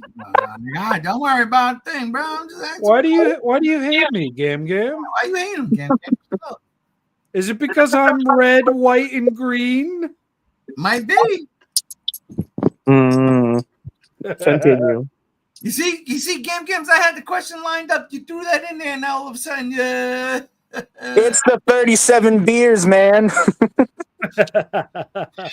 And also, like, I do wish GAMERA's roar was better. I'm a little salty about that, but yeah, hopefully they fix that. Apparently they will. Yeah, I saw that in the comments that they'll probably fix that. Rob, my question to you was, where would you play this game? On your Xbox, on your PlayStation, on your Nintendo, or on your Valve box? Well, from a practicality sense, I have a PlayStation 3, which this isn't available on. I shared the game with Gam Gam and all the DLC on Xbox, but I also have it on my Switch. So more than likely, I'm going to be playing all this on Xbox because me and Gam Gam's game share, and that includes DLC. So via the lymphatic system that corresponds to my think noodle in my noggin, I'm playing this on Xbox because Switch doesn't game share. I don't know if PlayStation game shares, and hopefully the GameCube will game share. Yeah. Yeah. All right. Let's get to the comments before we get to the last commentator. That's you, Gam Gams, by the way. Okay. All right. Apparently, Alex is 15 beers in. I doubt that. I'm gonna be real. Yeah. No, he says bro is 15 beers in. Rob. As in, Rob's 15 beers in. I read that wrong because I am. Steve-O says, let's see what happens when the price comes out and we'll go from there. That's all we can do. 20 beers in. I believe that because last year, me, Steve, Joey, John Jr. Hell, even fucking Joey's son, even though he fell asleep. 100 waves in, baby. We ain't doing that this year. I'll guarantee you that. But I ain't paying for you guys to get your stomachs I done. play GIGABASH. Let's go. da da da. I pay now, Gam Gams. I played GIGABASH too. Add me. Listen. We're gonna we got to set up a stream. We got to set up a room code, and I want to play you in GIGABASH, bro. Yes. You can play. Wait, Gam Gams. Are you telling me you, as a Venom fan, wants to play Spider-Man in GIGABASH? Yes, we do. Oh! See, that's why I love this motherfucker. I love him. Best GAMERA and gear on design, by the way. Loved Rebirth, as did I. Factual. Same. Rebirth was fucking something special, seriously. Absolutely. I cry every time the credits roll. A lot more people need to see that because I'm sorry. It's better than a damn Toto movie. I fucking hate that movie. It's better than Gamma the Brave. It's better than all three of Godzilla's anime movies. Whoa, Yes, relax. Yes, it is. Relax. No, Different podcast. Different podcasts. Masterverse Rodan comes in and says, still waiting on Zilla and Baggin. I've been voting for them in their polls for years, buying the DLC to keep supporting the series. Absolutely, because with this, the sky's the limit. There's literally no more ceiling now. Anyways, next comment. They'll fix the roars according to the devs in an update on Discord, if that makes you feel better. Yes, because there's precedent for this. When Ghidorah and Hedorah were being advertised, Hedorah did not have the correct roars, but they fixed that in a patch later. Thank God. Okay, that's Now I wonder why that happens though, where they go from that. Like, do they just not know their roars? Because I find that hard to It's believe. not like they don't know their roars. They jump the gun with their advertising. Before they get like they really knock down the rights, which includes the roars. As everyone should know, Toho not only charges separately for their monsters, they also charge separately for their fucking roars. That's stupid. Yeah, It is, but it's also Toho. it's also Yeah. Toho. I'm not sure how Katakawa is, but probably it's just another similar situation. They wanted to get the trailer out, and they wanted to get everybody hyped, and they used what they could legally use. Well, yeah, the DLC comes out next week. Yeah, They're probably working with whatever they fucking got on hand. yeah, they're probably working through rights issues all the way up till release date. I don't buy that. I don't buy that. You're an established game. You've got established characters. Ray, this is an Ultraman- indie studio. Yeah, it's an indie game. You can say what you want to say in that regard. You've got Ultraman, you've got Godzilla, you've got multiple characters from each brand. You're gonna tell me you don't know what Gamera and Giron's fucking No. They know. They know. They know. Get out of here! Ray, a G1, they know there's a possibility that they might not be able to at the time of release of trailer, as Gam Gams just said. As Gam Gam just said, the same thing happened with Ghidorah and Ghidorah. The same thing happened. There's precedent for this. And then they patched it. That makes sense for that, because it's Toho. But Daiei had done given up the rights already. I'm sorry. Well, no, Daiei got bought out by Kadokawa. That's my point. It was done. It was done. Come on, man. Kadokawa and Toho, who's better? Well, Kadokawa is also a very big company. Kadokawa or Toho, who's better? Kadokawa is still a very big company that owns multiple anime, manga, movies. Yeah. Listen, you can sigh and you can say, I don't know what I'm talking about all you want. But I'm telling you, they're still a rather large company. They own FromSoft. You gotta, I mean, they own FromSoft. You gotta think too, with this trailer being made months in advance. Sure, it could have been just a missight, but then again, too, if it's a thing where it's like it's coming out next week, you would think. I bet more than anything, obviously, it is a rights thing, and they're just saying it's a thing they'll fix. But yeah, I don't know. But if it's a rights thing, why are you giving Giron Gamera's Raw and Gamera a very nerfed Raw? Why did Rodan not have its roar in King of the Monsters? Yeah, right. Time out. No time out. That was an executive decision by Michael Doherty. No, that was a Toho thing, and everyone knows it because it's been said it's a Toho thing. They wanted to charge for Rodan's roar, and that's what Mike Doherty said. It was too expensive. Yeah, it was too expensive. He could only afford Ghidorah, Mothra, and Godzilla's roars. I'm sorry. What? Rodan's roar was too expensive. Well, the whole thing was combined with everybody else's. Yes. Whoa. We could get multiple Godzilla roars. And I'm not talking about what Gareth Edwards set up in 2014. We could get multiple Toho Godzilla roars. And I'm sorry, listen, that just proves my point. Is Rodan the greatest of all time? Are you telling me that we could get multiple Toho Godzilla roars in 2019? But we can't get now one Rodan Raw because this is going to be so hard for you to hear, but it's because Rodan is not the favorite out of the four. It's Godzilla, Mothra, and King Ghidorah, and so Rodan got skimped, and they didn't want to buy the roar because they felt like the most important monsters that mattered had their roars. Okay, and Rodan also doubles as King Ghidorah in the Heisei era. Which also adds to the price there. But it did not double in 2019. That's all I'm saying. You can't use that argument.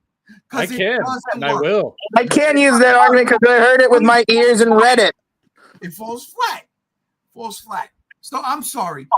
We can't use Rodan's Road because it's too expensive. That just gives me all the power in the world to say Rodan is the greatest kaiju of all time. That wasn't worth the price. We couldn't use his raw. He was too expensive. Fuck out of my fucking face, bro. Get out of here. Anyhow, that's not what we're talking about. We're talking about why is Giron using a Gamera raw, and Gamera is using a really nerfed raw, and that's interesting. I hope that's fixed for the game. It comes out next week. I'm pretty sure it'll be fixed. Gams, do you think it's going to be fixed? I do. I have confidence in Passion Republic because they are passionate. Okay. Oh, yeah. Let's talk Passion's in the name because passion's in the quality. Hey. Sorry, we went on a tangent there. Really. Bars.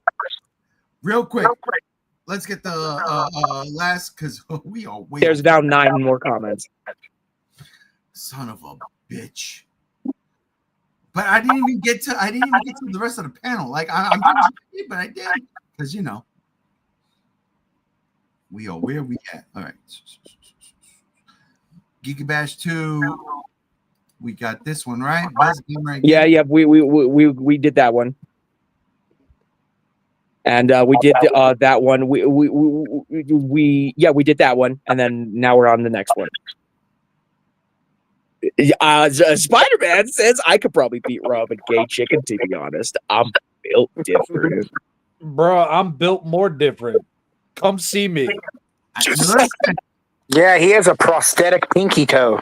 Listen, I'm just saying, out of the great state of the tri-state, because that is a thing. Rob versus Spider-Man. Man, I want to videotape that motherfucker. Upload it to Pornhub. We might get a couple hits. Millions and millions. Italian makes out with Spider-Man IRL real. That's fucking wild, Spider-Man. Yeah, I had a bit too much to drink. Yeah, I think so. Have we? Wonder how long till Kong gets thrown in. Listen. Monsterverse in general.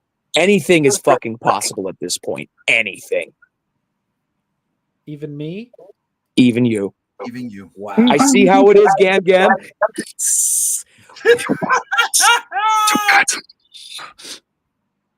Gamera doesn't have his roar anymore in Godzilla Battle Line. Those damn rights. Indeed, he doesn't. Wait, is Well, see, that's what's weird. I played Battle Line last night and Gamera had his roar. So I don't know if that's necessarily true. Is it the Gamera roar? Is it the Toto? It's the Gamera roar. The Shawa Gamera has its roar, and so does the Rebirth one. Shit. So I don't know where that's coming from. Yeah, this Godzilla Gojira fella says, really? I still hear Gamera's roar. Yeah, whoever that Godzilla Gojira person is. That fella right there. Spider-Man says they were struggling with Gamera and Kamigawa for ages. Yes, literally, they like behind the scenes shit here. Passion Republic has been dealing with Katakawa's bullshit for well over a year at this point. You see, which is hilarious to me, because from what I've heard, the Gamera rights are easy. Also, let JR back in. What? Yeah, let JR. Yeah, now he wants to talk about GIGABASH. He finished burying the body. Ladies and gentlemen. Did you bury the body? No. As I sat here and advocated for, which I still do, that PC box, don't put Windows 11 on your shit. Because what it'll... That was 20 years ago. Did he just As I was saying, what'll happen is your PC will just shut down. You'll panic and realize it was doing an update. Yeah, because it updates a lot. And your TV will tell you you're a Nazi for putting your computer on the TV monitor. Whoa. Listen, all I will say to that is Chase, no, not me. Oh, he's back, baby. He's back. That's what he paid the big bucks for. You pay me? They should have asked to use Baragon's roar from Monsterverse Road. Shut the fuck up. That would have been really funny. That would have been really funny. But I also would have just taken, I literally would have just taken the Showa Giron. You know? Oh my God. Okay. Roar.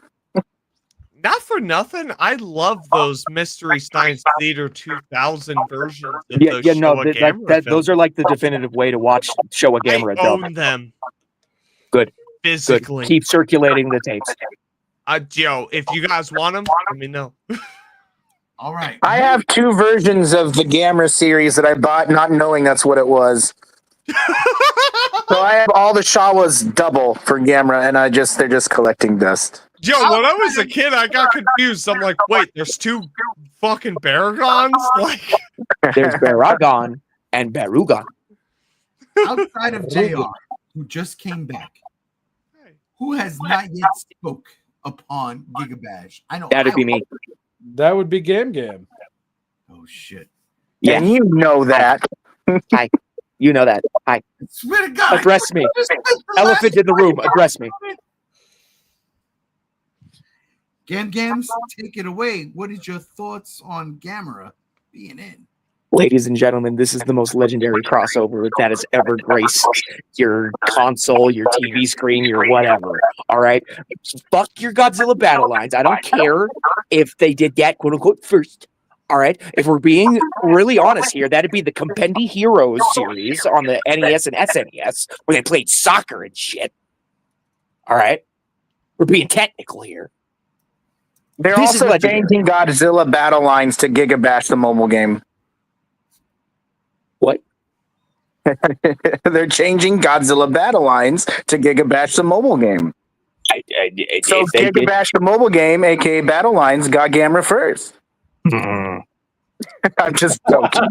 This is the first real hardcore fucking video game, right? The fighting game that they are all playing. Turn the skill, man. Come on. And this is not, this is literally the big three. You got Ultraman, you got Godzilla, you got Gamera. Those are the big three tokusatsu properties in Japan. All right. Yeah, you could make an argument for King Kong, but you're a Westerner. All right. King Kong doesn't work in Tokusatsu. Exactly. Well, Fucking unless it's Shawa Kong. yeah, unless it's Showa Kong. Doesn't work. Fucking please support this game, because the more support this gets, the more shit we get. All right, you want Kong, you want to complete the Mount Rushmore of kaiju, please support this game. This game is legendary. All right, and a lot of people have been saying, oh, why is it only just Gamera and Giron? Where's Gauss? Where's fucking Virus? Yada yada yada. Listen.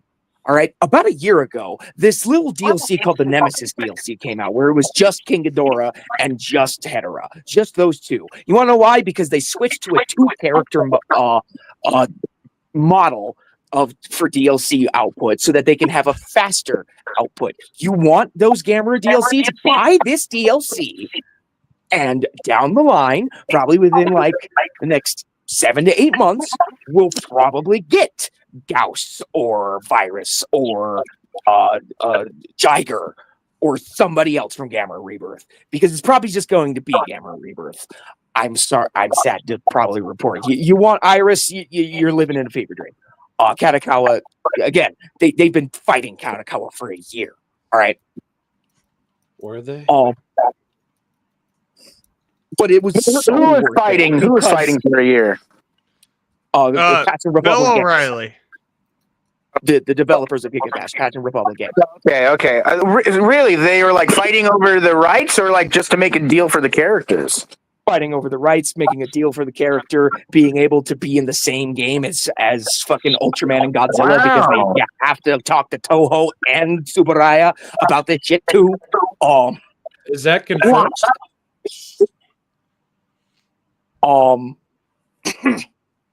So, you know, it at the same time, I see where people are coming from, but this is just the start.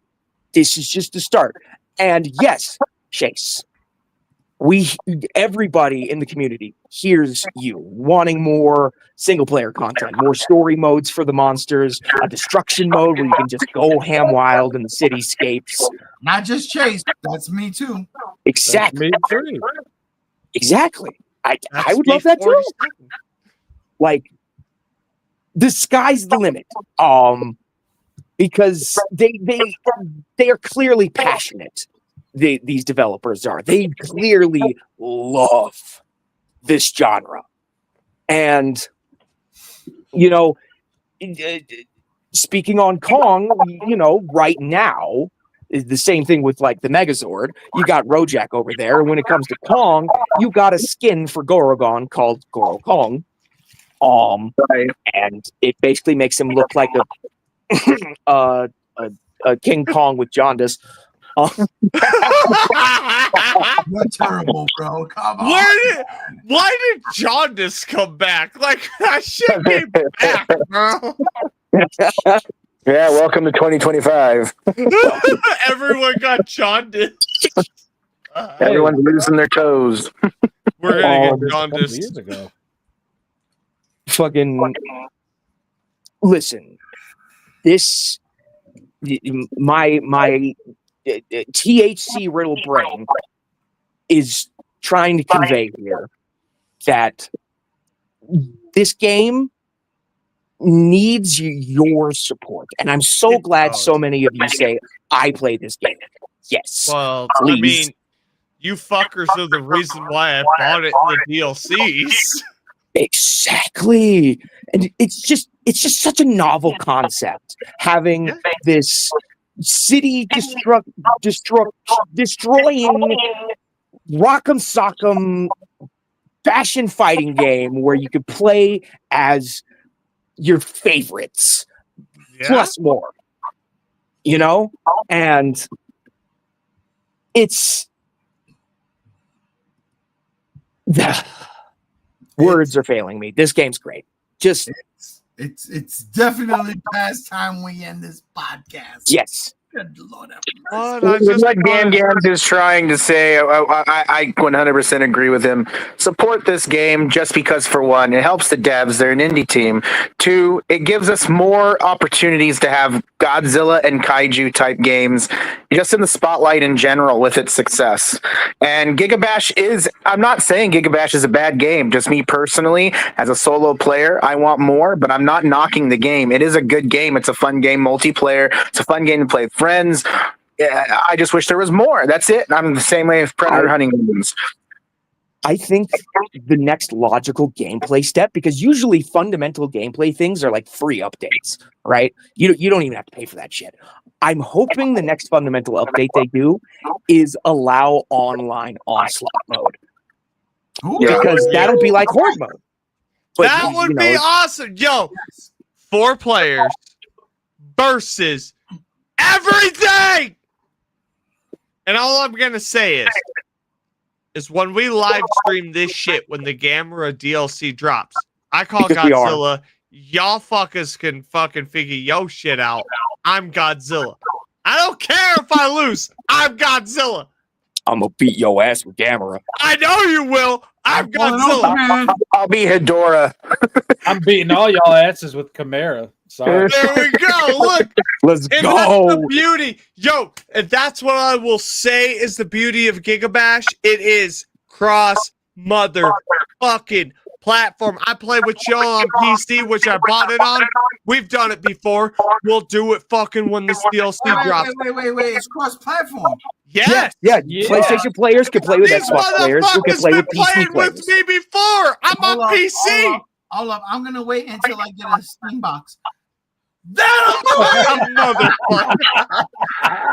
No, no, we gotta wait a not for whole nothing. fucking like 6 months after the DLC comes out and it's irrelevant. Not for nothing, ladies and GIGABASH gentlemen. on Steam though.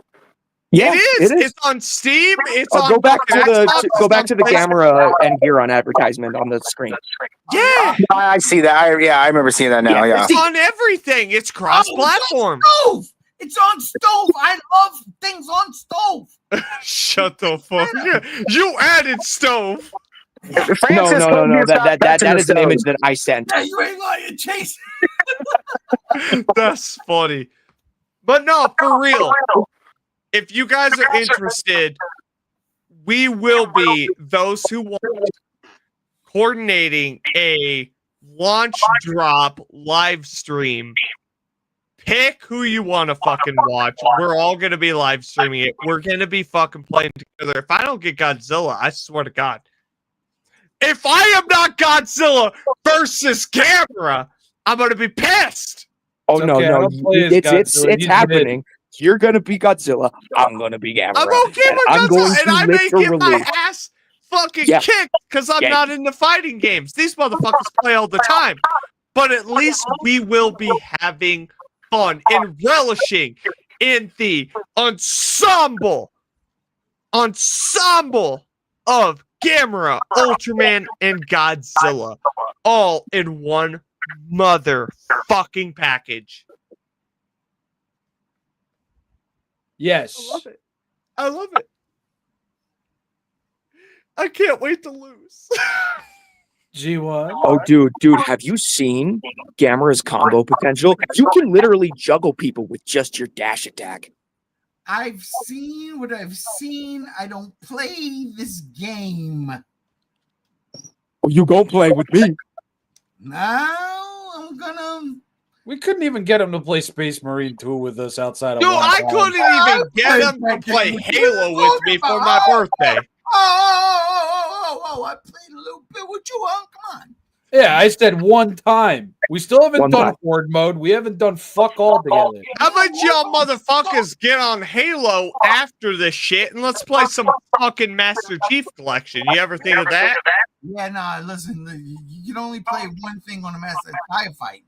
In fucking what was that? I was talking about campaign. What are you talking about? No. I'm not playing campaign with you. I will never play a campaign with you. Why not? Wow, that's mean. That's so mean. Rob did it, and I played normal. Yeah, I don't. And he was fun. No, it was my brother-in-law who fucked everyone over. He ain't playing with us. Listen, ladies and gentlemen, way past, as Steve says. Let them fight. Let them fight. Anyone remember Override 2? I don't even remember Override 1. Override 2, Override Mech City Brawl. It was We play at G1 Space Marine 2 as well. Listen, he play with all of you, but he won't play with me because No. We didn't play yet. expand yo multiplayer. Joey ain't got it. That's what I'm saying. Joey ain't got it. So There's no Space Marine excuse. 2, let's go. We all have Master Chief Collection, even on fucking PlayStation here shortly. I gotta pee. oh yeah. There ain't no excuse anymore. No, we're out of here. We're out of fucking here. I ain't got nothing to end this stream with outside of thank you for the co-host for joining. Gams, thank you for joining. Thank you for having me. Absolutely. I love being here. I love all of you. I love Gaiju. I love movies. I love being a geek with y'all. JR, thank you for joining. If you have the Steam box, don't put Windows 11 on it. And put auto updates. Because you'll end up like me. Up creek without a fucking paddle. But Sam Adams came through ultimately. So thank beer. Brother Rob, thank you for joining. We yell, we shout, we fight, we love. And that's what makes us different. And we kiss. And we kiss. Spider-Man. Yes. It's on digital audio. You'll never be able to escape it. And G73, aka Megsy, aka my brother Chase. Thank you for joining us. Oh yeah, absolutely. I love you guys. It's always fun talking with you guys, even when we Chase, ran. I love you. I love you too, JR. That'll do it for this episode of the Geek Out. We are fucking drunk. Most of us are. And some of us are high. But we are out of here right now. We'll see you next fucking Friday. Peace. Oh, Frankenstein. I'll see you two beautiful.